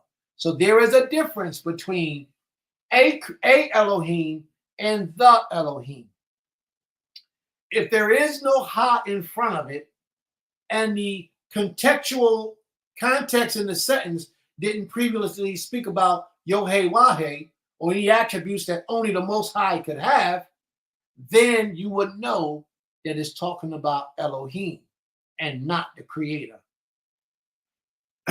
Elohim can't do anything unless Ha Elohim allows it to be done. Ha Elohim is the creator. And there is a distinct difference, but you will only learn that by reading the Hebrew language. This is a small portion of information, the type of teaching that we do here at Beulah and Temple Kefarym. So when I ask the question, is the creator flesh or spirit? He's not spirit. And when it says that we are made, that not even us, but when it says that man is made in the image of Elohim, it's not saying that man was made in the image of the creator. It's saying that man was made in the image of Elohim. That's exactly what it means. It doesn't mean that he was made in the image of the Almighty, because it's not the Almighty. Sister Gabby has a question. So is there a difference between creator and Elohim? I don't know. I thought they were the same person. Can you put that in the room, please? All right. I always want you to post your questions, because that's the only way we're going to be able to bring forth understanding. Sister Gabby, I want to focus on you right now. Anybody else who has questions, please post your questions. This is the most important part of the day, when you can get understanding of things that you may be confused with. So, Sister Gabby, this conversation right here at this particular time is going to be between you and I. All right, you with me, sis? Let me know you with me. She says, I thought Elohim is the creator. So is there a difference between creator and Elohim? I don't know. I thought they were the same person. Sister Gabby, Elohim means powers. It's plural. It by itself, the definition means more than one. There's a lot of powers in heaven. Plural. These powers work for the creator. When the creator, who is Ha Elohim, the Elohim, when the creator does things, he uses Elohim to get his works done. He uses Elohim, their angels, and their other things Elohim is more than one. Yes, the word by itself is plural. Okay? But when you take and you say Ha Elohim, it's no longer plural. It's talking about the Elohim, the Elohim. And you can only find that if you're reading the Hebrew. The English is not going to properly denote the difference between Elohim and Ha Elohim. All right? So now, there's several different ways when you know you're talking about the creator or just an Elohim. One way when you know how you're talking about the creator, and it depends on what part of the book you're reading. Because if you're reading in some places of the Psalms, not even the Psalms, but like some places in Daniel's and later in the book, they switch the places. Elohim and Yohe Elohim is two different things, but you got to read them and see. The only difference between when they're talking about Elohim and the creator, Ha Elohim, is when you're reading it in the Hebrew, you'll see the difference. All right? Sister Gabby, have I helped you understand a little bit clearer now?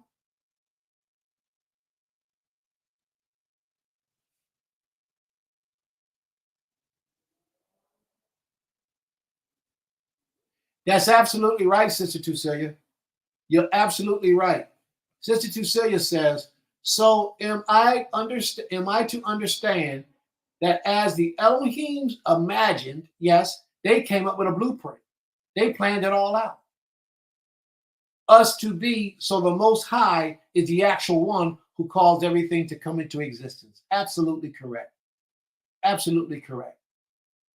That's absolutely correct. Since the Torah is half a book, we only serve half of a real truth. I don't understand that question, sis. You have to, Sister Shivanya, you have to explain that question. I don't understand. And Sister Gabby, if I lose you anywhere in the lesson today, please speak up. And if I lose anyone else in the lesson, family, the last thing that we can do is have a difference of opinion and don't speak on it. We don't play that here. If we disagree, if it's something that needs clarification, we require that you ask those things of us to verify so that we're all on the same page. Everybody should leave class today learning something that they never knew before to help to enhance their relationship with the Creator. So when you pray and you pray to Elohim, you shouldn't pray to Elohim. You should pray to Ha Elohim, the Creator. Or if you want to say some terms, just use his call upon him as an attribute. The Creator, the Almighty, Abba, Abi, things like that. Reference him as an attribute. So that therefore you can't be making a mistake.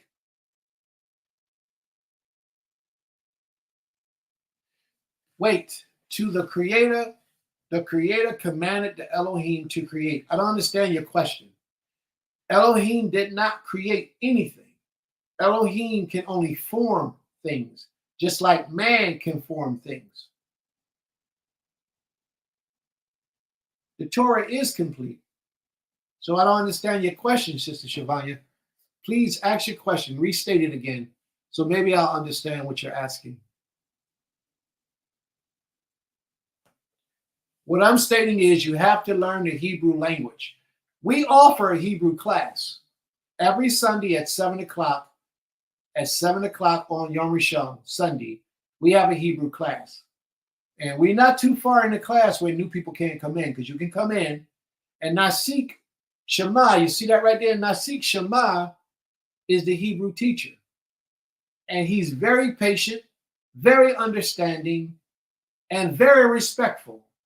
So if you come in and you want to be a part of the class, just put your email in the link, and my Isha, she'll gather that, and she'll link you the link to come into the class on Yom Rishon on Sunday, so you can begin the process of learning the Hebrew language. All right. If you want to learn, then that's what you do. Yes, the Elohim is the servants of the Creator. They do all the work. They relay messages. They do all the work for the Most High. The Most High don't do nothing but give commands and orders. He tells Elohim what to do. And Elohim relays the messages back to mankind. That's the secret of the Torah that a lot of people don't understand. It's just that simple. You are not to worship anything but the Most High. And that's where a lot of people go wrong. They worship other things and then try to associate those things with the Creator, and that's an error. The only one due worthy of praise is the Almighty Himself. No one else, nothing else. You only pray to the Most High. You only praise the Most High. You only respect on that level the Most High and no one else. All right? So I pray that you all understand. Now, Sister Gabby says she understands now. Is there anyone else that I need to address that's still in confusion about what it is that I'm speaking of? If there is, please make it clear, because we'll address your questions now if you have any. Please, I don't want to lose anybody. It's very important that everybody walk together on the same level, because when I start this lesson, he said, "You ain't started the lesson yet, Prince?" We started the lesson, but we didn't go to the reading of the lesson. But when I start the lesson, I want to make sure you all understand.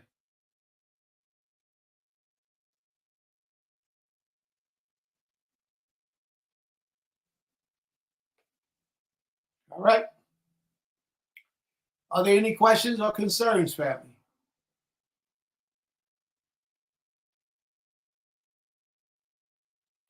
All right, no questions. All right. So now, in order for, let me see if I can get my lesson on the same page. Yes, Ima. I have a question. Are angels and Elohim synonymous? Yeah, but angels are a lesser form of Elohim.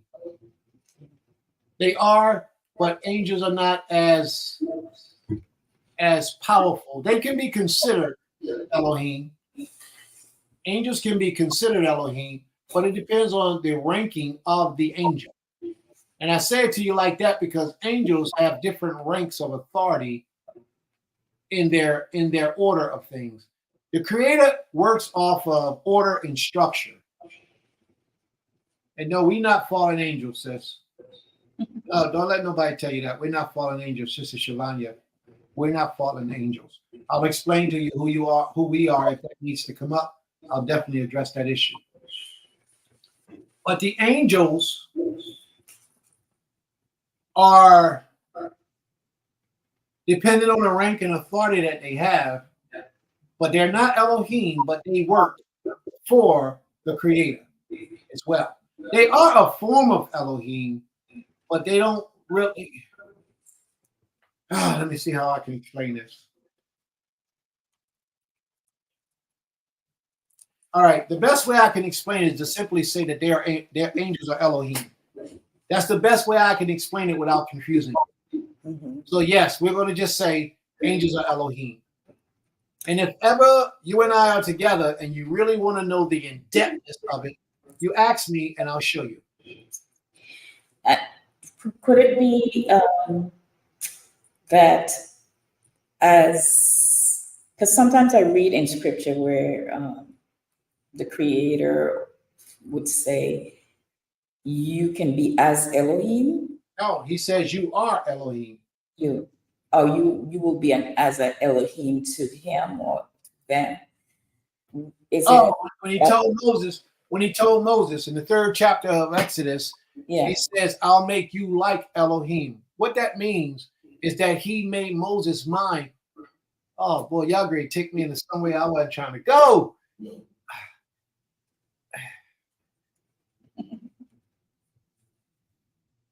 All right, to put it in a nutshell so everybody understands. Nasik, and since I'm going to answer your question, I'm going to answer it in this manner. Nasik, are you still there? Are you available? I'm present. I need both. All right, can you pull up Psalms 82 for me, please?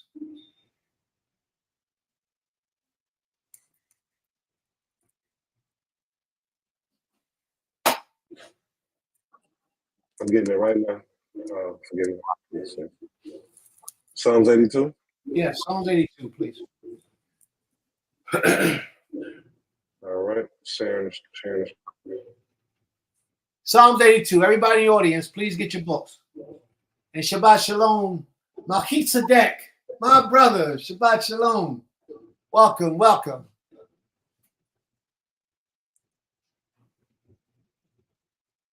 Psalms 82. All right. Now, Psalms 82 is going to start off already giving you the understanding in the mind state of we know who the Most High is. So they don't need to clarify anything in the manner in which we talked about earlier. But we're going to walk down the walk and take that journey, and we're going to see what it says. What I need us to read Psalms 82 in the English first. It says, a psalm of Asaph. Elohim stands in the divine assembly. Among the divine beings, he pronounced judgment. How long will ye judge perversely, showing favor to the wicked? Selah. Judge the rich, the wretched, and the orphan. Vindicate the lowly and the poor. Rescue the wretched out of the need, for them the hand of the wicked. They neither know nor understand. They go about in darkness. All the foundations of the earth are out of course. Tired. I have taken you for divine beings, sons of the Most High, all of you. But ye shall die as men do fall, like any prince. Arise, O Elohim, judge the earth, for thou shalt inherit all your possessions. All right. I don't really like that translation too good. So I'm going to pull up another translation for us that will probably more speak our language. And then I'm going to explain what we're going to do. All right, the King James Version. I don't know if you have the King. Do you have the King James Version there, Nasik? Too much trouble? Don't worry about it. We'll grab it later. Yeah, not to where it shows the Hebrew and then it's very small. This one. Okay. All right. Don't worry about it. I'll read it from my computer, and I'm going to explain. And Nasik, you can follow along with me on your page, so you can scroll up as I explain, so I can refer to what they can see. All right. Psalms 82 and 1, a psalm of Asaph. It says, the Most High sits in the divine assembly. He stands in the congregation of the mighty. He judges among the Elohim. It says the Most High judges among the Elohim. All right? And that's what it says in Hebrew. But this is what he says a little bit longer. He says, how long will ye judge unjustly? So he's talking to the Elohim. Am I right so far, family? Do y'all agree so far? He's talking to the Elohim. He said, how long will ye judge unjustly and accept the persons of the wicked? This Elohim that he's talking to are accepting wicked people, verifying the works of wicked people, uplifting wicked people. So the Creator is asking them, how long will you justify and judge unjustly and accept the persons of wicked people? He says, this is what you should be doing. He says in verse 3, judge the wretched, judge the poor and the fatherless. Do justice to the afflicted and needy. Deliver the poor and needy, rid them out of the hand of the wicked.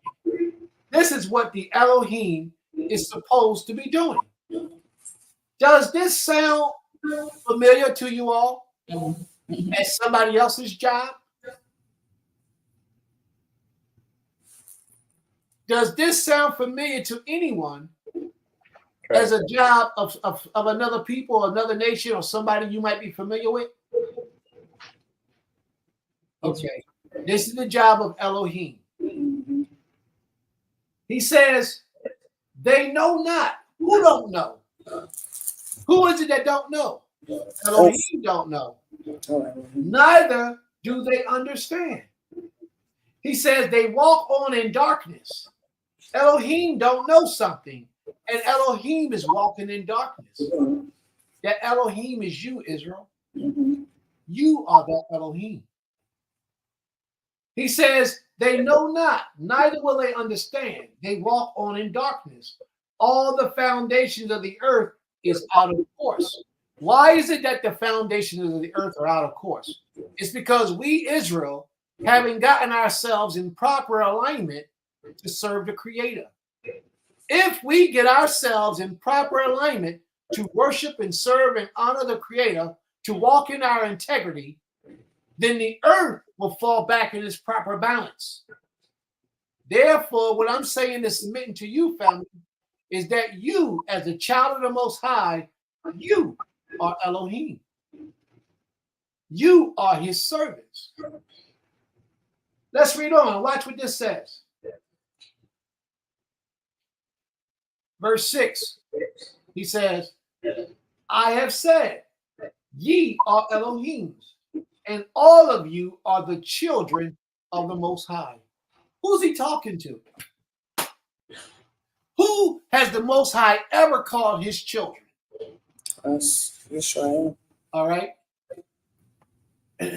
Now we're gonna hold this position right here first. So I'm gonna state a point, and then we're gonna go there after we conclude this verse. The Most High never called anyone his children but the children of Israel. And then after we finish this, we're gonna go there. I have said, ye are gods. You are gods, Israel. You are Elohim. And all of you are children of the Most High. But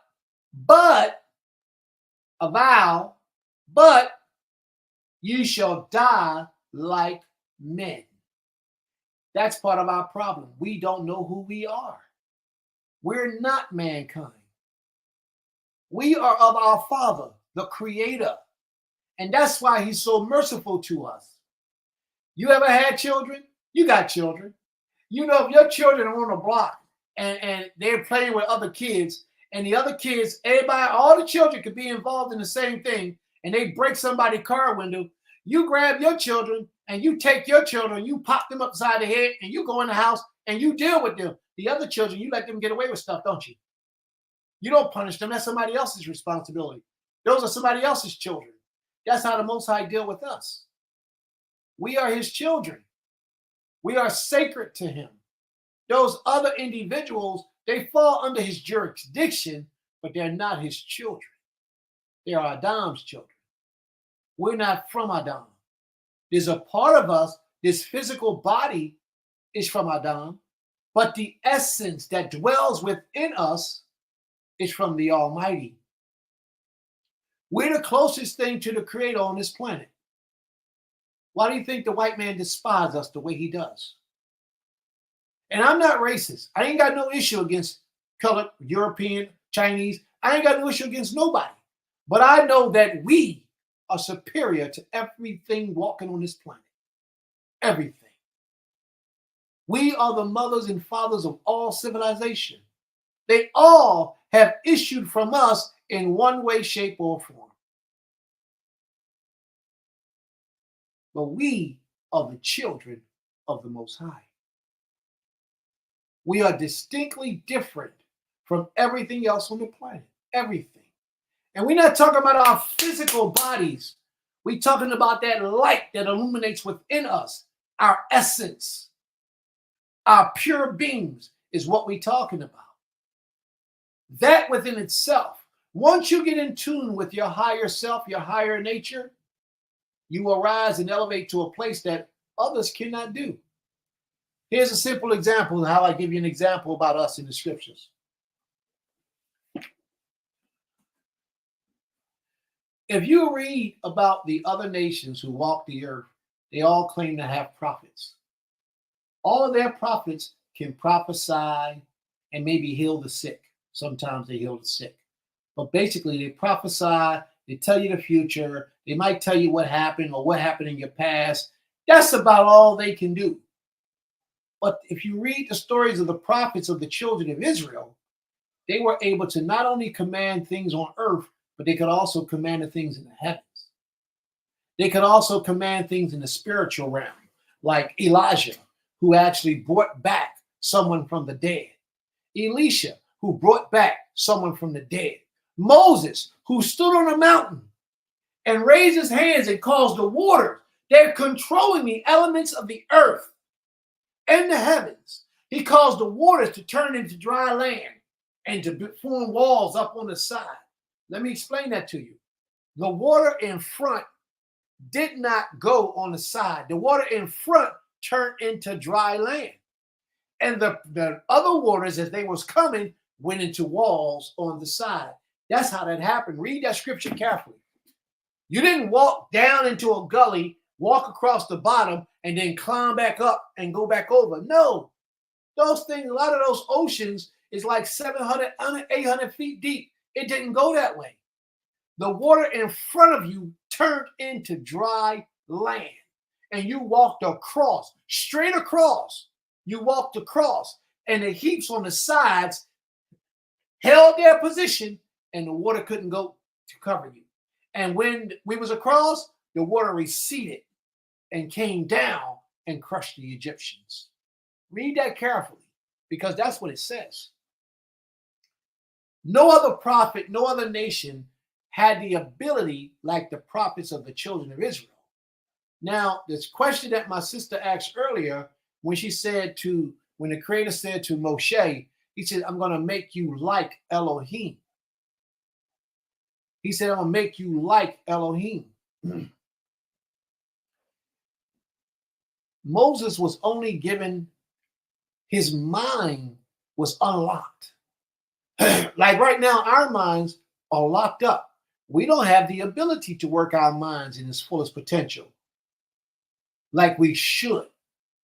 And a lot of that is because we have taken on and eaten the European people's food or the Western food. We messed with Western medicine. We have done a lot of things to disturb our spirit, our essence, to dumb us down. We've accepted the way of the people around about us. Like some of our sisters would have dreams. And that was they were prophets, prophetess.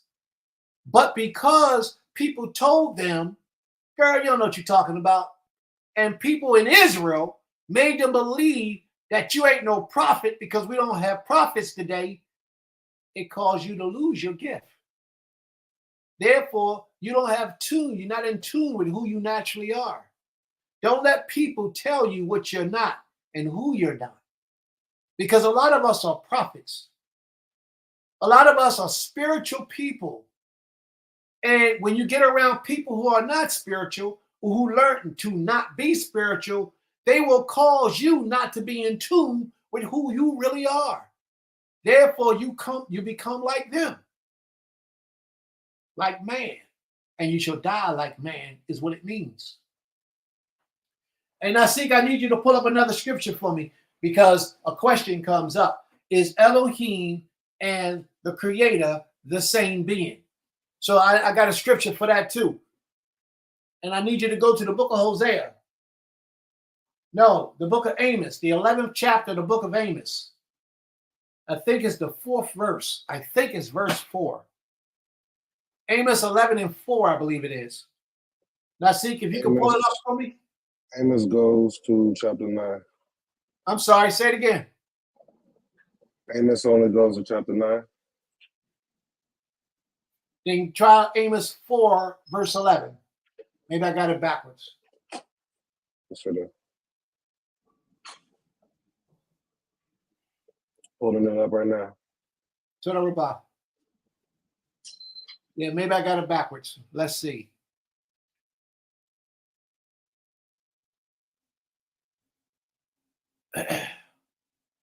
Go back up to verse 9. All right, let's stop there. All right, so now we have, I scourged you with blight and mildew repeatedly.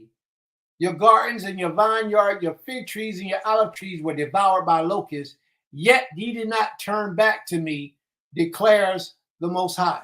Now they got declares Elohim, but in Hebrew it says Nam Yo Hey Wah Hey. That's the Creator talking. So who's talking right here, family? Who actually did that? Who destroyed us with blight? Destroyed our vineyard, our fig trees, and our gardens. The Creator actually did that. Let's go to the next verse, please. He says, now this is still the Creator speaking. He said, I sent against you pestilence in the manner of Egypt. I slew your young men with the swords, together with your captive horses. Sister Gabby, please pay attention to this. This is extremely important to answer one of your questions. Excuse me. In the manner of Egypt, I slew your young men with the sword, together with your captive horses. And I made the stench of your armies rise in your very nostrils. Yet did ye not return back to me, declares the Most High. Highlight that part there, please. Yo-hey-wah-hey.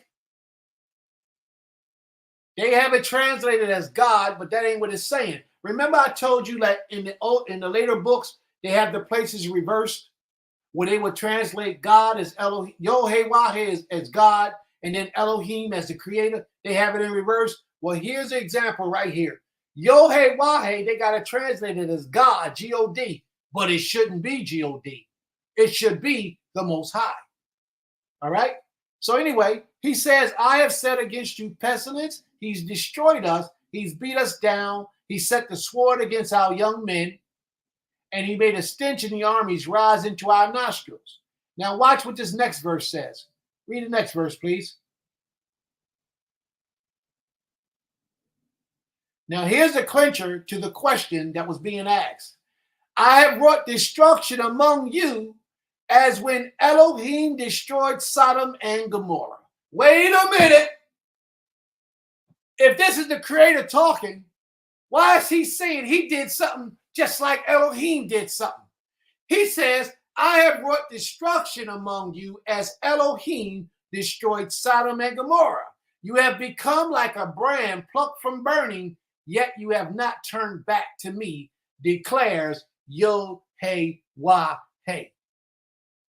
Now, see, please highlight the part there where it says, there you go, Elohim. There's a difference. There's a distinct difference between the Creator and Elohim.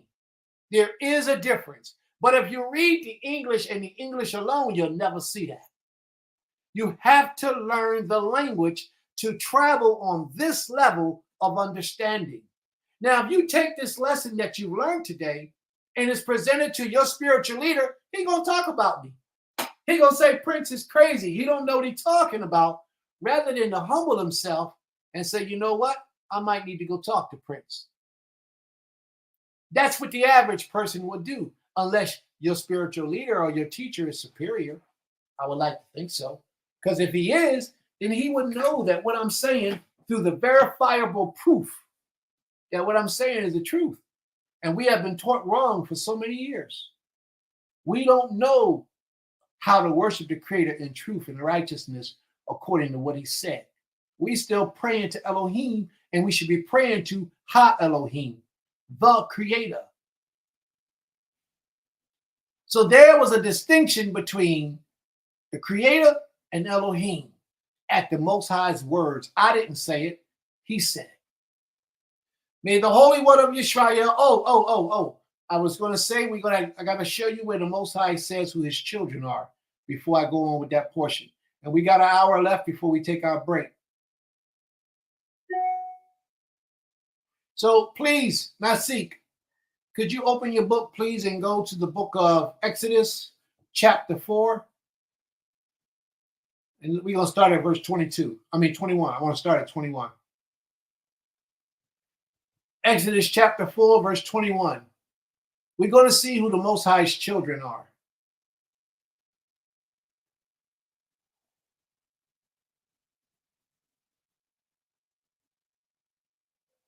Okay, and it says, and Yo-hey-wah-hey. See, they clarified it. They brought it out. They understood. Yo-hey-wah-hey said to Moses, when you return to Egypt, see that you perform before Pharaoh all the marvels that I have put within your power. He put this power and ability within Moshe. Remember what I told you Elohim is? What is Elohim? It means powers. What is their job? To do the works of the Creator. And what did Moshe do but the works of the Creator? He was a vessel of the Most High. Moshe was a Hebrew. Therefore, Moshe was Elohim. He just didn't have access to his power until the Most High opened up his mind. He says, I, however, will stiffen Pharaoh's heart so that he will not let the people go.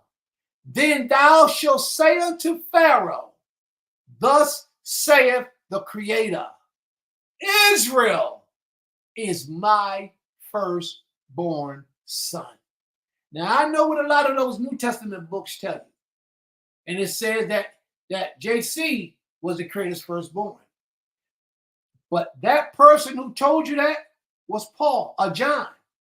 Here, we got it at the Most High's mouth. The Creator, Yod-Heh-Wah-Heh, says, Israel is my firstborn son. So then anyone who still, if y'all walk that way, this is something for you to consider now. Because the Creator himself says that Israel is my firstborn son. And then John said that Jesus was the firstborn son. So that's a contradiction right there. That's a problem. So you have to decide who you're going to accept. Either you're going to accept the words of Yod-Heh-Wah-Heh, or you're going to accept the words of John. Whichever one, that's your decision. I'm not going to tell you which way to go, and I'm not going to force you to do anything or say you're not welcome, because you're always welcome. But here, we deal with scriptural facts. The Creator said, Israel is my firstborn son. I have said to you, let my son go, that he may worship me. Yet you refuse to let him go. Now I will slay your firstborn son. This is deep. Nowhere in the scriptures where you see anywhere where the Most High calls anyone else his son. Nowhere. Only Israel. So when you read in the scriptures where it says, and the children of the Most High, it's talking about you. It's talking about the children of Israel. When it says, and the sons of Ha Elohim, it's talking about you. It's talking about the children of Yisrael. A lot of us don't understand, but this isn't our only existence in this flesh, in this lifetime, right here in this flesh. You have been here before, and you'll be here again. But that's on a level that a lot of people might not be ready to talk about. Therefore, I'm not going to talk about it right now. That'll be another class at a later time. But just know, family, you predated Adam and all the people that came from Adam. You predated all of them. You are of your father, the Creator. You even predated the formation of the earth, because you are the ones who formed it. A lot of people don't understand that. You didn't create it because you don't have the ability to create. But you were the ones who formed the heavens and the earth. Later, we'll get into all those things, and I'll break it down and explain it just like I did with everything else today. Everything that I've said, I've backed it up and confirmed it with scripture. But you have to be able to read the Hebrew to understand it. A lot of people will dispute that. They'll fight against that, but you can't contest the Hebrew. It's a fact. It's written. It's right there. So we was delivered personally by the hand of the Creator. Delivered where and to whom? Not to Elohim, if my understanding is correct.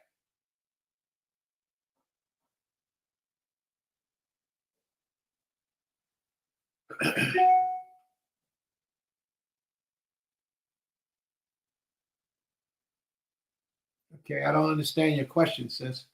Oh, yeah, we were delivered by the Most High. Remember what I said, all credit goes to the Creator. No matter what he uses to do his works, all credit goes back to him. Okay? This is why our foremother said, I have received the child of the Most High. She didn't have sex with the Creator.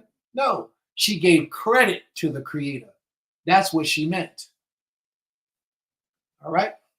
All credit goes to the Most High, whether it's good or bad. Matter of fact, before we go on, one more scripture. Now, see, one more scripture. That's right. Forming man. We formed man, but we didn't create man. Only the Creator could create. In Genesis 1:26, that's Elohim. Yes, that was us. One more scripture, Nasik. What was that created? Let me read Sister Gabby what she said.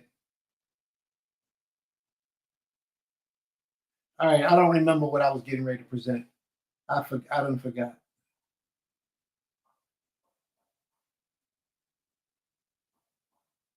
All right, I wanted to present something to confirm what my sister just said, but I just forgot it. So I'm going to go on now. All right, we got about 15 minutes before we take our break. And then we come back at 3 o'clock for the second half, which is a totally different lesson. We'll come back at 3 o'clock for the second half, which is a completely different lesson. Let's move on. The Most High, flesh or spirit. May the Holy One of Israel forever be praised. May he forever care for the needs of man and cause his spirit to inhabit all substance within creation. I greet you all in the name of the Holy Father by saying Shabbat Shalom Lakem. How many of years of the children of Israel have been without the knowledge of our true power?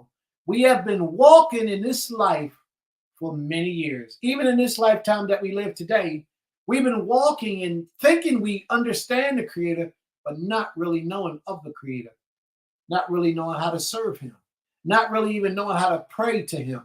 Do you know, family, that when you make prayer, before you say anything to the Creator, you should always ask him for permission to approach him. And if you don't ask him for permission to approach him, there's no guarantee that you'll get up off that floor. There's no guarantee that your prayer will be accepted. There's never a guarantee that your prayer will be accepted, but at least you approach him with respect and honor. Don't just assume you can open your mouth and start praying to this king. Can you go into a courtroom and just hold a conversation with the judge? Can you walk into the president and just start talking to the president? No, you can't. And the Creator's a zillion times greater than any of those men. So you always ask for audience with the Most High. Ask him for permission to approach unto him in some manner, shape, or form, any way you want to word it. But don't just assume that you have the ability or the right to go before the Creator. Ask him out of respect for permission to approach him. We have been without the true understanding of the Most High for so long that we don't know how to worship the Most High. Concepts are taught to worship the image. Through the concept of this image, it has changed from time to time, and with change came new ideals of how to worship the image or what the image requires of us in our lives. For so long, we have been given an image to serve. And we, not knowing, because we've never researched it in depth, that image has become the Creator to us. Now remember, that don't make it true. That's only true to what we believe, but it doesn't make it true in real existence. We worship something and we try to take that and make that thing the Creator. And for many of us, we were brought up in Christianity. I myself was one as well. Jehovah's Witness, Christianity, Islam. We were brought up in different walks of life. And then one day, the Most High had mercy on us and told us we're Hebrew. We came into the knowledge that we were Hebrew Israelites.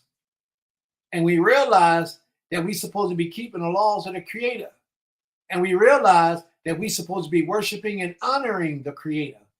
So we came from Christianity and we began to worship the Creator, but we brought a lot of the stuff, the baggage from Christianity with us as we worship the Creator. We brought a lot of baggage with us from Islam as we learned our new way of worshiping the Creator. And for most of us, this is something new. Nasi, could you please go to the book of Jeremiah, chapter 10, please? Imagine, or what the imagine requires of us in our lives, this is what we do. And I'm going to give you a small example of how we went from these precepts of walking in this religion that we were taught. When we came into the way of life, we walked from Christianity, we walked from Islam into the way of life, into the knowledge of being a Hebrew Israelite, something that they did not teach us in those places. We thought we were Gentiles, but the Most High had mercy on us. He showed us who we were, and we were able to accept that to a degree. But when we made that transition, we wanted to bring some of that baggage from practicing idolatry into the service of the Creator. And that's where a lot of us have made our mistake. But it's very difficult to get a man to change the way he thinks. All you can do is plant the seed. And if their heart is sincere with the Creator, then they'll change the way they think. Let's move on. Let's grab that. Isaiah, Jeremiah chapter 10. It says, hear the word that Elohim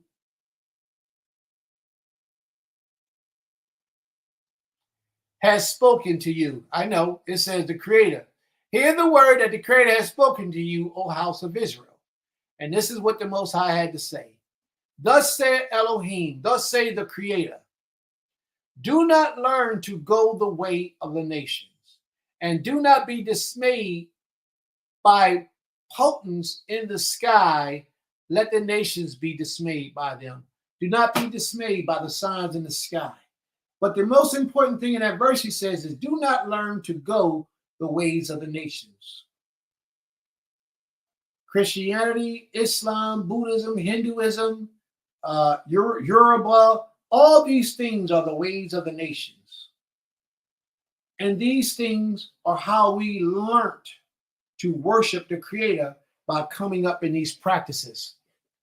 So now, let's see what the Most High says. He says, do not learn their ways. Well, we can't help but to learn it because that's the way we came into it. But once we come into the worship of the Most High, we're supposed to leave all that first we got to ask the Most High for forgiveness, because our lives in those religions were sinful actions toward the Creator. So we have to first ask him for forgiveness of us giving so much energy into idolatry. And once we ask him for forgiveness, remember earlier what we talked about when you apologize to a person, you don't repeat those same actions. So therefore, everything that we practiced when we were practicing idolatry, we're supposed to separate ourselves from it. A lot of us, what we do is we want to justify those religions because we're really in love with those religions. And we got to bring something from those religions into our new walk, into our new understanding of how to worship the Creator. And the Most High is telling you, no, leave it all alone. Start from scratch and learn to serve me. Whatever God they worshiped, leave it alone. Whatever practices they had, leave it alone.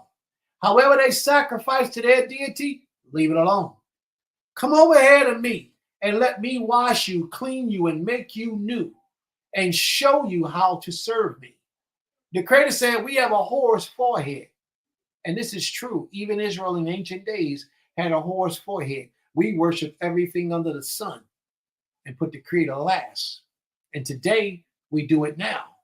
We learn of the Most High, but we don't want to leave the practices of idolatry alone. The Most High is requiring us to return to him and leave those things that we learned in those religions far from him.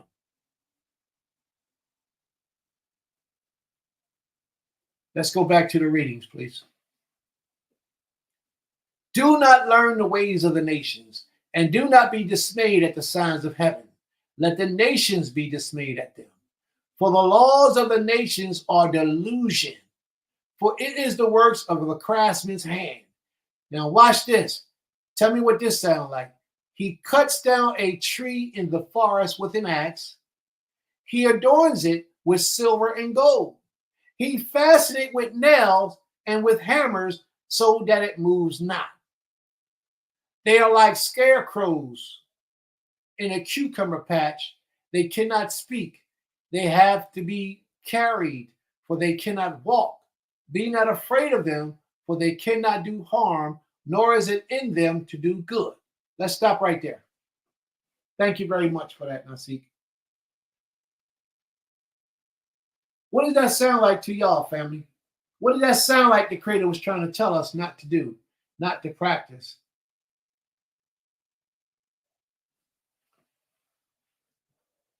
Learn not the ways of the heathens, and be not dismayed at the signs of heaven, for the heathens are dismayed at them. For the customs of the people are vain. For one cutteth a tree out of the forest, the work of the hands of the workmen with the axe. What religion do you know that cut trees out of the forest, decorated with silver and gold? You're absolutely right, Ishi. Christmas. Christmas. Now, what religion do we know that practice Christmas? What religion do we know that practice Christmas? The Creator just told us that Christmas is not something we should do. He gave us the works of Christmas and didn't give us the name of Christmas because they could call it any name, but that practice remains the same. Yes, those people who practice that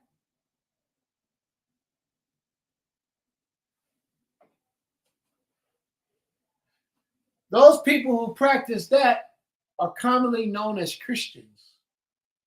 But do you know, and I'm going to show you how powerful Christianity is and was, do you know that a lot of people that don't even step foot in the church still put a Christmas tree up in their house and still celebrate still celebrate Christmas? So therefore, they are associating themselves with Christianity. If we can see here where the Most High is telling us that Christianity is one of the ways of the heathens, one of the ways of the nations, and we shouldn't practice it, we shouldn't honor it in any manner, then we ourselves should step away from Christianity, and everything pertaining to it we should leave behind us. Christianity equals paganism. I think Xmas came from the worship of the same deity to do with these trees. We should leave these practices behind us, and this is what we have to learn. When the Most High had mercy upon us and called us to himself, let us know that we were the children of Israel.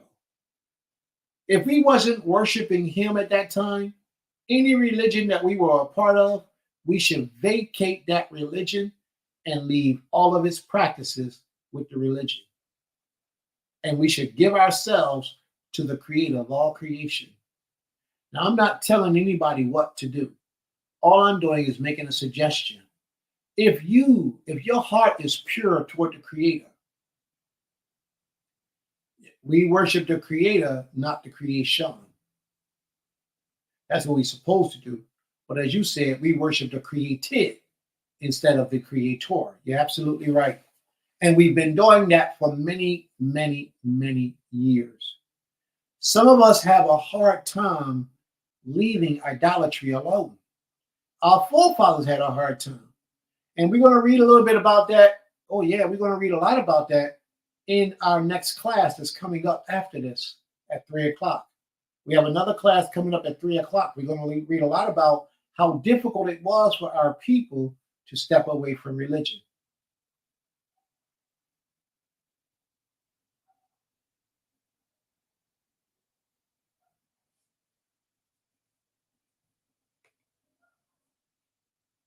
Zeruiah told me we shouldn't say the word Christ land mass because it's saying an idol's name. So we should practice using other terms to describe those titles in worship. All right, Zeruiah, what I would like for you to do, she's absolutely right. We're going to have a class on that as well. One day we'll have a class on that so you can learn what that really means. And we'll deal with those things later. But that is truly and genuinely a great thing to come from a child. And I think she's what, 6 now? 7? How old is she? 6, right? That's a beautiful thing for a child that age to 5 years old to acknowledge. So therefore, for the rest of this class, I ain't going to say that word. I'm going to just say see. See. So when I say see, y'all know what I'm talking about because she's hearing, she's listening, and I want her to know that she's being respected. All right? That Xmas history and origin is nasty. It's definitely a rabbit's hole. The Nordic people, Krampus, etc. I was blown away. It's crazy people still celebrate this. You're absolutely right. It is. But one of the bad things about it is a lot of people learn how to separate from certain practices of C, but they still bring C with them to some degree or some level. They can't let it go. And I don't blame the people, because I understand how hard it is that once you give yourself to something, it's very difficult for you to see anything other than what you've been seeing to be right for so long. All right? But that's what today's lesson is all about. All right? Are we there, family? I need to see what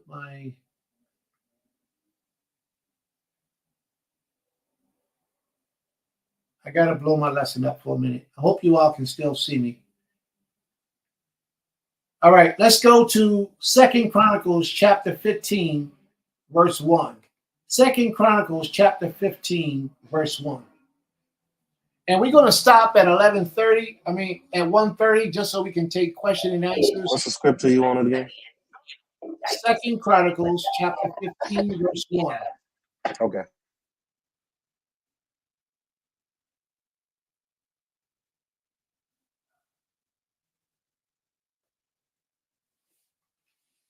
And we're going to stop at around 1:30, just so we can take questions and answers. If anyone has any questions, if there's anything that hasn't been clearly spelled out through the lesson today, or if there's anything we need to know, we're going to break. And it doesn't matter what question you have. You can actually start posting your questions now. That way we'll know and we can gauge how much time we're going to need. So you all can start posting your questions now.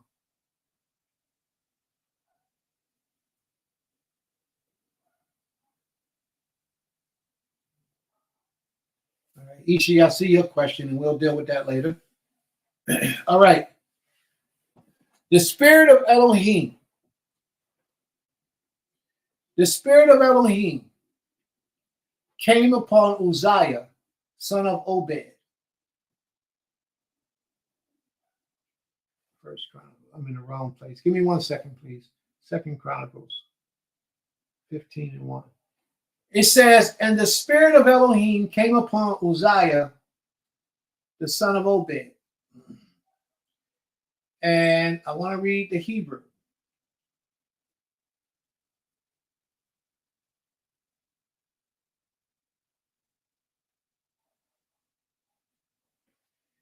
It says the spirit of Elohim in Hebrew. The spirit of Elohim in Hebrew. It's not saying that Elohim is a spirit or that the creator is a spirit. It's not saying the creator is a spirit here. It's showing a possession form. The spirit belongs to Elohim. And we all know that this Elohim that is speaking about is the Elohim, the creator, because everything in creation belongs to him. The spirit of Elohim came upon Azariah, the son of Obed. And this is what happened. And when he went out to meet Asa and said unto him, hear ye me, Asa, and all Yehuda and Benjamin. The Most High is with you as long as you are with him. If you turn to him, he will respond to you. But if you forsake him, he will forsake you. Now, let's stop there for a second. Hold that up on the screen for me for a minute, please.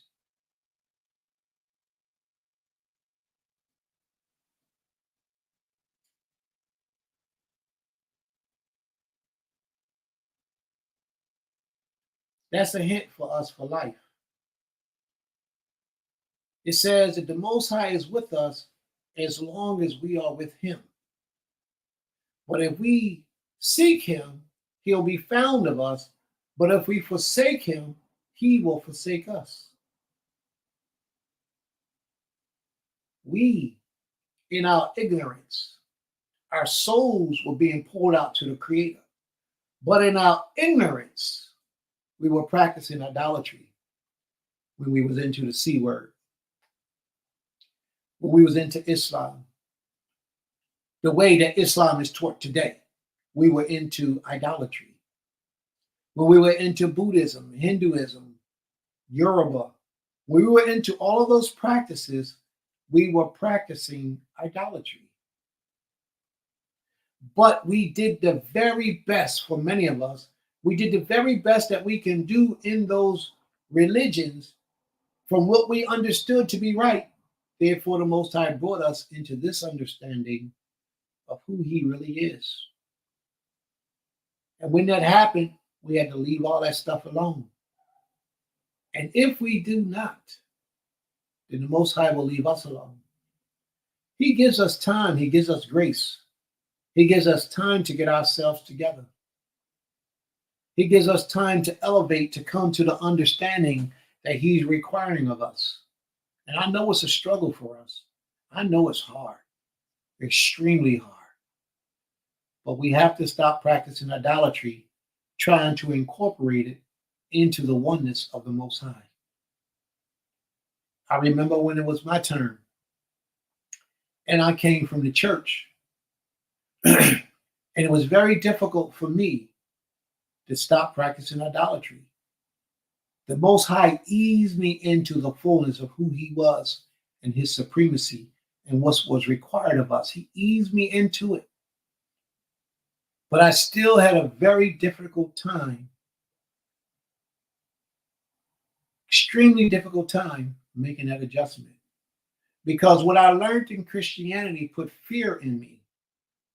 And what it said was, if you deny certain individuals or this certain way of life, that the Father would deny you. So therefore, that burnt in my soul a fear. And I was afraid to let it go. So what I did was, when I came over, I dragged some of the teachings of Christianity into my service to the Creator. And I justified it by saying, I'm not worshiping, I'm not honoring or paying respect on that level. Therefore, I know that it's not you. Therefore, I have no issue. But in my soul, I knew I needed to let it go, but I couldn't let it go because I was afraid to, because I didn't want to miss out on what the Most High might have had in store for me. Over the years of disciplining myself, fasting, praying, and walking this walk and drawing closer to the Creator, I was able to fully let that Christianity go. But for a long time, I didn't let it go. I held on to some of those teachings, some of those principles, because I truly was afraid to fully let it go. I thought that I had to hold on to it. But I didn't. But I didn't know. So everybody's in their own time. All I say is be true to who you are and how you're serving the Most High. When he elevates your mind, don't be afraid. Don't wrestle with it. Make that transition and give him all of you and not a portion of you. This is what happened to our forefathers. They didn't fully let go these practices of idolatry when the Most High was beginning to speak to them. Remember, when they was in Egypt, they was practicing idolatry. When the Most High called them out of Egypt, they let it go temporarily. But as soon as Moses, the man of the Most High, left them and went up into the mountain, they resorted back to the idolatry that they knew for so long. And they made a golden calf, the god of that religion. And they worshiped it. And it caused a lot of them their lives because they were so close to the Creator. They brought that golden calf from the previous relationship of a religion that they had prior to the Most High opening up their mind. They brought that right along with them. And when Moses came back down off the mountain, let me show you something about that golden calf. When they made that golden calf, they actually said that golden calf was the creator. They said, Aaron said, these be your God that brought them out of Egypt, that brought y'all out of Egypt. Just like we do when we practice that sea religion. When we practice that sea religion, we bring that God into our worship of the Most High and try to make it fit. But it don't fit. Just like that golden calf didn't fit and we had to let it go.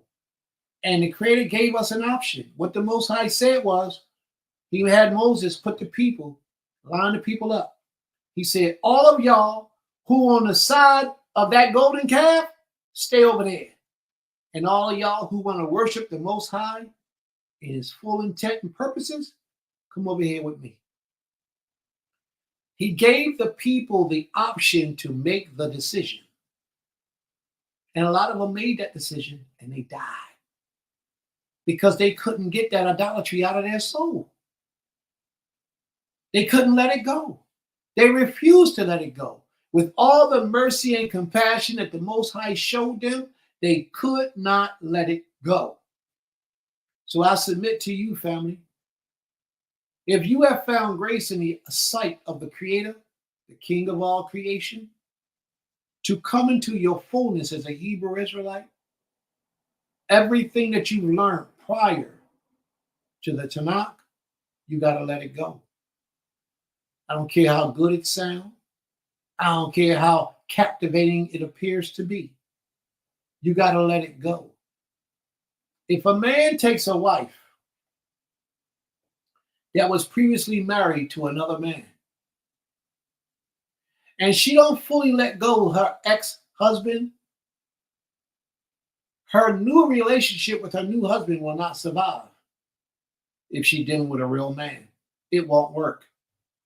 If her mind keep having flashbacks of her past relationship, or she got to stay in contact with him, or she got to keep some type of relationship with him that she brings him into her new marriage will soon meet destruction. The Most High says he's jealous and he won't share his glory with anyone else. And we have to understand that. Once we come into the understanding of that and we learn that and we submit ourselves to that, then the Most High will be pleased with us. But until that time, family, trust that all the time that you have right now is borrowed time, which means eventually you'll have to give it back. It's going to run out, and it's going to run out soon. If the Most High has been merciful to you all this time to allow you the opportunity to make a decision, then you must make that decision because the time is now. And with the way the world is going right now, you can see all of the destruction that's imminently waiting for us. You can see what's around us. And if you can hear my background, you hear the siren right now, because I'm in Philadelphia as I teach today. I'm right in Philadelphia. Sirens, police sirens are all up and down the street on the Shabbat. What 1:30 in the afternoon. You hear it? Y'all can't hear it? Well, I hear it. That's a sign of the times that we're in, family. Now, wherever those sirens are rushing to, I can almost guarantee you that person that's causing that to happen is not keeping the Shabbat and was not keeping the Shabbat. Had they been keeping the Shabbat, it would be totally different. Chances are it would be completely different. We're going to read in our next class at 3 o'clock a lot of the things that happened to our forefathers when they could not shake off the religions that was around about them. This is what happened to our forefathers. They have forsaken the true power and began to serve the gods of other nations. As a result of that, we, the descendants, have been taught and have learned the ways and cultures of many ungodly nations. And when eventually we return back to the Most High, we will bring the thought pattern of the nations back unto the service of the Most High, corrupting the laws and the teachings, these newfound customs unto our seed. We will begin to teach these newfound customs unto our children. And the Most High is not pleased with those things. So what I'm going to do, family, is I'm going to stop this lesson, this portion of the lesson right here.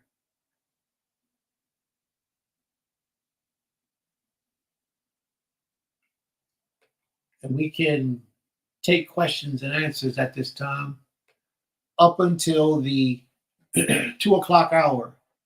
At the 2 o'clock hour, we're going to take our break, and we're going to come back at 3 o'clock for part 2 of today's Shabbat service.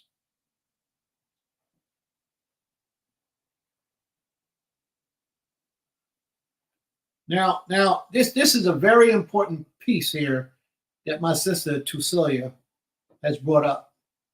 She says, we may not worship things like money, jewelry, statues now, but we idolize our leadership, pastors, institutions, and our oppressors. That's a very important point, sis. But I want to share something with you. And I'm not saying this just because I happen to be in position of leadership.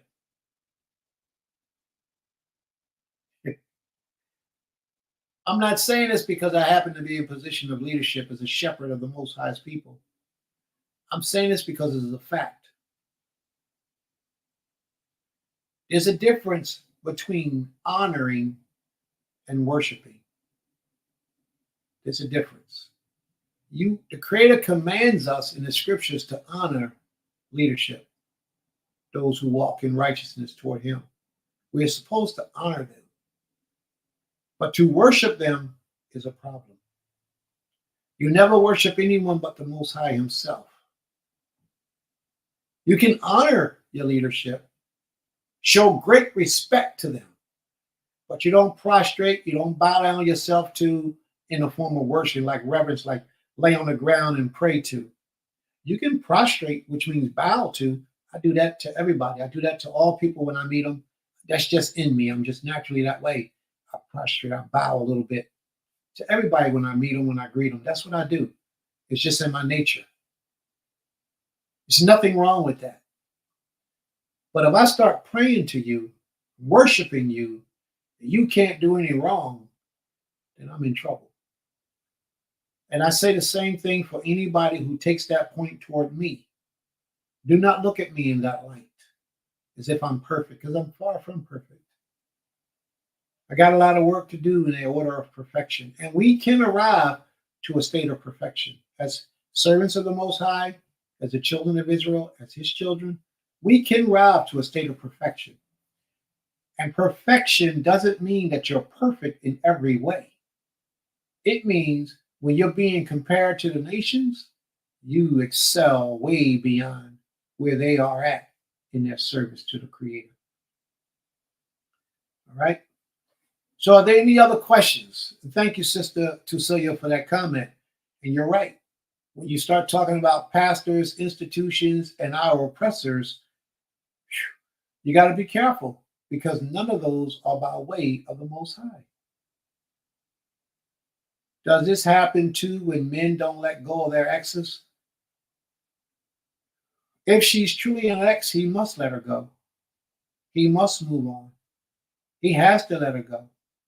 Because if he don't let her go, he's more than likely he's going to end up doing things with her that he shouldn't do, that's forbidden to do. I think she was referring to when you stated that when a woman is married and she hasn't let go of her ex, she brings that energy or that person into her new existing marriage or relationship. Yeah, that's what I was answering. Thank you for that. That's what I was answering. He must. If he doesn't, he'll end up slipping back into that same cycle again.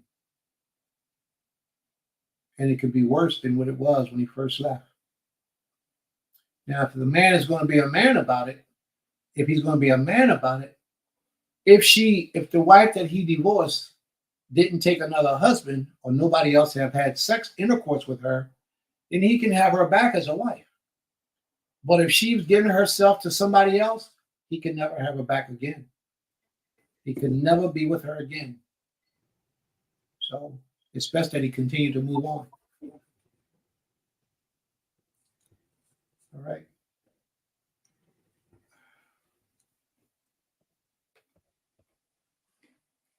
Are there any other questions or comments, family?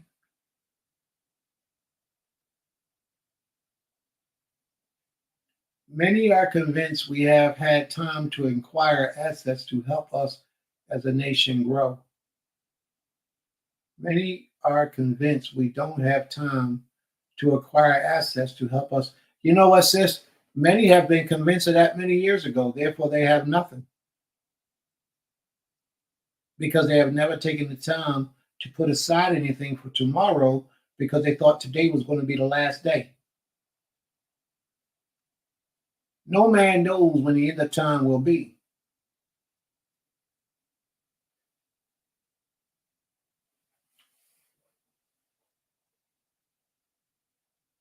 All right, can we post that up on the page, please? I thought saying a deity's name wasn't the problem. It was worshiping it and saying it in worship form that matters. That's correct. Saying a deity's name is not the issue. When you say it in a form of worship, then you got a problem. If you give an honor, respect, and reverence to it, then you got a problem. But just to mention it, if you were just to mention the name of a deity, that's not to say you're in error, just to bring it up in general conversation. And I'm going to say this on this level because a lot of us don't have that understanding. Here's the example. How many of us has sinned in our lives? How many of us has committed a sin in our lives? How many of us have committed a sin in our lives? Anybody? Just me? I'm the only one? Nobody else in the group has ever committed a sin in their lives? All right. If you wasn't allowed, if that scripture meant that you couldn't mention the word of another deity, then you can never say the word sin, because sin is the name of a deity. Sin is the name of a moon god. So look it up, family. If you don't accept what I'm saying, or you want to challenge or don't believe it, type in SIN in your concordance on your Google search, and sin, moon god. Type it in, and it'll tell you sin is the name of a moon god.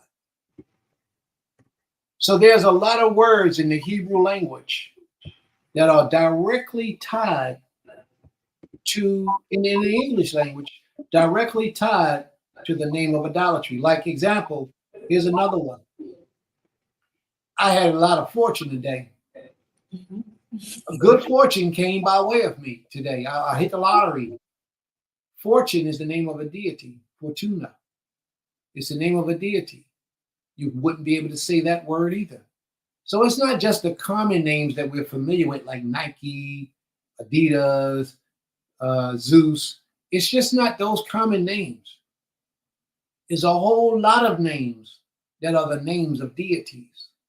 We're not to mention these names by way of worship and giving reverence and credence to in the way of prayer or anything of that nature. We're not to mention the name of those deities. But if you're not making prayer and you're not teaching someone to serve or to honor them in any kind of way, then it's not really an issue if you're letting somebody know what to be aware of, or you're just mentioning this thing for a reason of information. But I respect what my little daughter has said. When she says, don't do it, let her understand that until she grows up strong enough to be able to understand the full intent of it. And her mother is very knowledgeable, so she will let her know. It is true. Many words we use are names of false mighty ones. I use the word transgress or transgressions in its place. And that's good. That's a very good way of dealing with those things. And that's true. So keep up the good work, sis. I have no doubt in your ability. So you continue to do what you're doing. And may the Most High be pleased with your efforts. Are there any other questions, family? I just wanted to comment too on this subject because Sister Kadasha put in how her son was wearing Nikes or Nike went to a Knesset or congregation, and they were asked to leave because his shoes had a deity's name on it. And I know that a lot of times, people do feel like if I'm not saying the name or I'm not doing certain things, then I'm not idolizing, then it's not idolatry. And I just know that a lot of times it's the spirit of what it can bring forth. That's why words do have power. So like, even when you say, kind of like how you say, you don't say, I love you or love or something, certain things, because it's the action behind it, it's the power behind it. And sometimes when you say certain words or call on certain names, you awaken the spirit. That's just my understanding and my opinion. So it is, I believe a lot of times the practice of not saying it helps you to become better in just understanding the whole concept of what that, because if you look at the word Xmas, or when you look at CHRIST, and when they put it on and they connect it to mass, it's connected to that deity. So I think sometimes it's everybody's translation of it or understanding of, why they don't do it. And then it comes with, you said it earlier, growth and understanding and what you accept, in when you say certain things. So I think a lot of it is a personal understanding, but then we got to realize sometimes our personal understanding can lead us to idolatry if we don't understand the true meaning of a word that we're using. Very good. And Sister Sharon mentioned something about she coming to the land, lead her to some country land or something, country living. Oh, sis, ain't nothing stopping you but you. Ain't nothing stopping you but you. So are there any other questions or comments, family? Make you really want to speak our native language. After learning the origin of all these words we speak, simply just conversing with one another. You're absolutely right. You're absolutely right.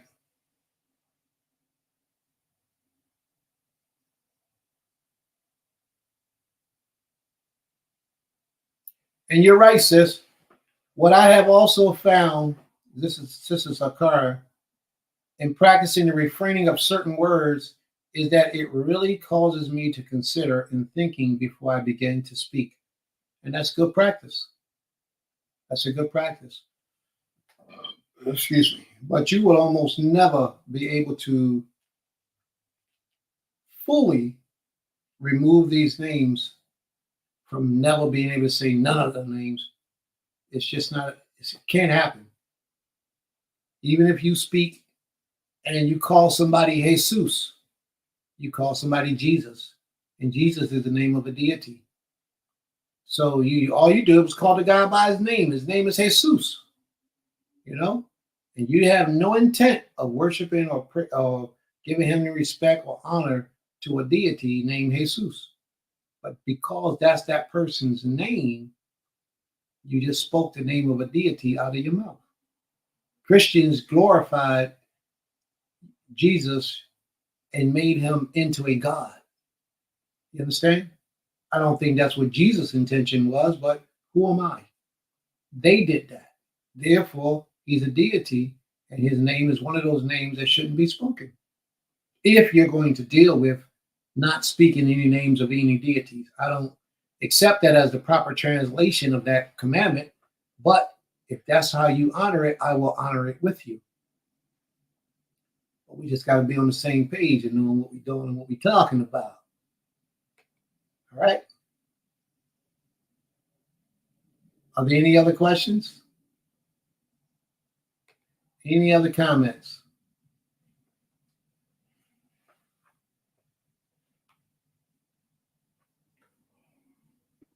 Oh, I don't see any more questions or comments. All right, family.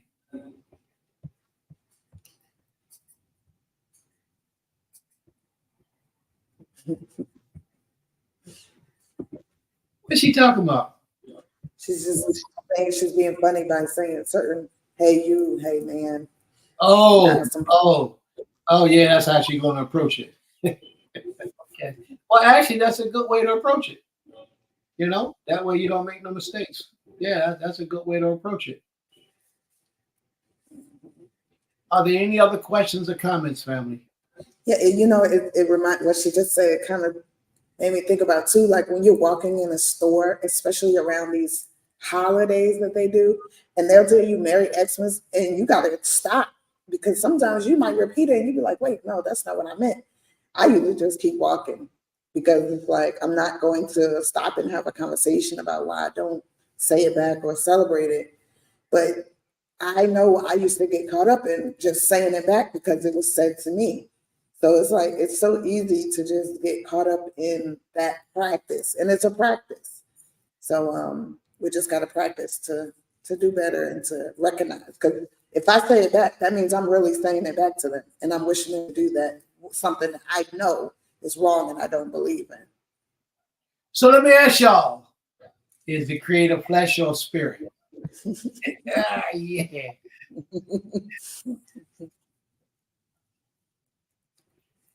And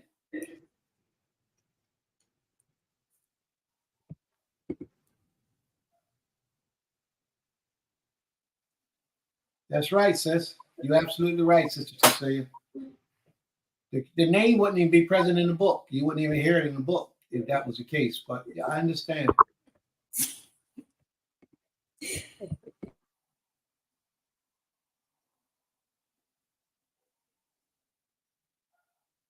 I don't even say thank you when they wish happy Folly Day. I don't know what Folly Day is. She's saying happy holidays when they tell you that. Oh, yeah. Because I don't desire to receive that into my spirit. That's good. Okay, exactly. Yeah. Sister Sakari say, what about holy day greetings? She's saying their holiday greetings, not ours. Well, their holiday greetings, I just don't do them. I just say, same to you. That's my easy way out of it. I say, same to you. I say, Merry Christmas, same to you. I don't go through the chance of having to explain myself to people. Oh, bro, I don't do that. Oh, yeah, really? Why? Oh, man, I got to go now. I got work to do. I got to get out of here. I don't bother with it. I just say, same to you. Yep. And I just keep it moving. Because you be opening up a whole conversation. I ain't got time for that. And then most times, if you tell people things that they're not accustomed to, they look at you differently, and you have a hard time relating with those people in the future. All because people ignorant like that. All because you have a different understanding than they do. Mm-hmm. Yeah, having a good day. That's it. Just have a good day. That's it. Have a good day. Well, here's one. This is a real good one for y'all. Now watch this one. Here's one for all of y'all to see. And I know that you all going to meet this one time, once or twice in your life. How about when somebody say to you, Salam alaikum? How about when a Muslim greets you, Salam alaikum? Do you greet them back? What do you say? Some people say Shalom alaikum. Yeah, some people say Shalom alaikum. What do you say when somebody greets you, Salam alaikum? How do you respond to that? I say it, I mean, I repeat what's it because it just means in Arabic, peace be unto you, and unto you be peace. That's all it means. But in our ignorance, we think they got to be saying, because we are living in a different life and we've been raised by people, we tend to think that greeting somebody in their proper tongue is a disrespect to what you represent, but it's not. What it really shows is your versatility and the ability to speak multiple languages. That's what it really shows. You say Salam alaikum, you say wa alaikum assalam. What that means, he said, peace be unto you, and you said, and peace be to you also. That's it. Because if somebody walk up to me and say, Como te llama? I'm going to say, Prince. I'm not going to say, no, man, you're speaking a language that I ain't supposed to speak. That's against my religion. No. All he said was, what's your name? And I said, Prince. Me llamo Prince. That's it. And it goes into the fact that what we talked about in our school, at school, how we teach our children multiple languages, because when they travel this world, they have to be able to speak the language and understand the person that's talking to them and understand where they are. So, yeah, I think, it is a separate thing, but it's important to understand what you're saying back to somebody. I think it's the ignorance of our minds that keep us locked up. It's the ignorance of our minds. Parlez-vous français? Somebody walk up to you and say, Parlez-vous français? You say, oui, oui, because you know what they're saying. You speak that language. Yeah, I speak that. No problem. So now if you don't speak it, and somebody say to you, ¿Tú hablas español? You say, what? ¿Tú hablas español? What? No, what? You offended me. Get away from me. I want to talk to you. All they asked you was, do you speak Spanish? That's all. Do you speak Spanish? Don't let them come up to you and say, "Ata medabber ivrit." And you don't know what they're saying. And if you're in an ignorant mind, you're going to start a fight or say something nasty. Ata medabber ivrit is asking you, do you speak Hebrew? In the Hebrew tongue. That's your own language. You're supposed to know that. But because you don't know it, you get offended. I don't practice idolatry. It has nothing to do with idolatry. And this is what I'm saying, family. It's only a way of speaking another language. Do not be so aggressive, so offensive, because somebody speaks something to you that you might not understand in a different tongue. If you know what salam alaikum means, then say wa alaikum assalam. And if you do speak their language and they say something to you in Hebrew or Arabic or Portuguese, or Swahili, or whatever language, greet them back in that language. All that does is it shows that you are a knowledgeable person in those areas. All right? It's 2:00 now, family. I know y'all don't want to go. I know y'all want to keep this class going. But we got to let some people go for a little bit so they can take their break. That's right, Sister Tusaya. Put that up on the page, please, because I want that to be on the post before we close out the class. Please.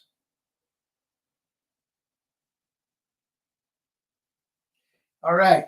When doing business with people of other nations or tongues, the intention behind interaction is what matters. Very good. Toda Rabbah. And somebody on Facebook said you can use the app. The app does the translations for you. And they're absolutely right. May the Most High be praised, family. We'll be back at 3:00 today, family. And y'all can get some more of this, expound some more on this knowledge, and get some more food to feed your souls. May the Most High be praised from everlasting to everlasting. He is King. Toda Rabbah, thank you all for coming out. Thank you all for spending your time with us this early part of the Shabbat day. Don't forget to subscribe, to like, to share the page. Don't forget, please. May the Most High be with you all. Shalom, shalom. Shabbat shalom. Shalom.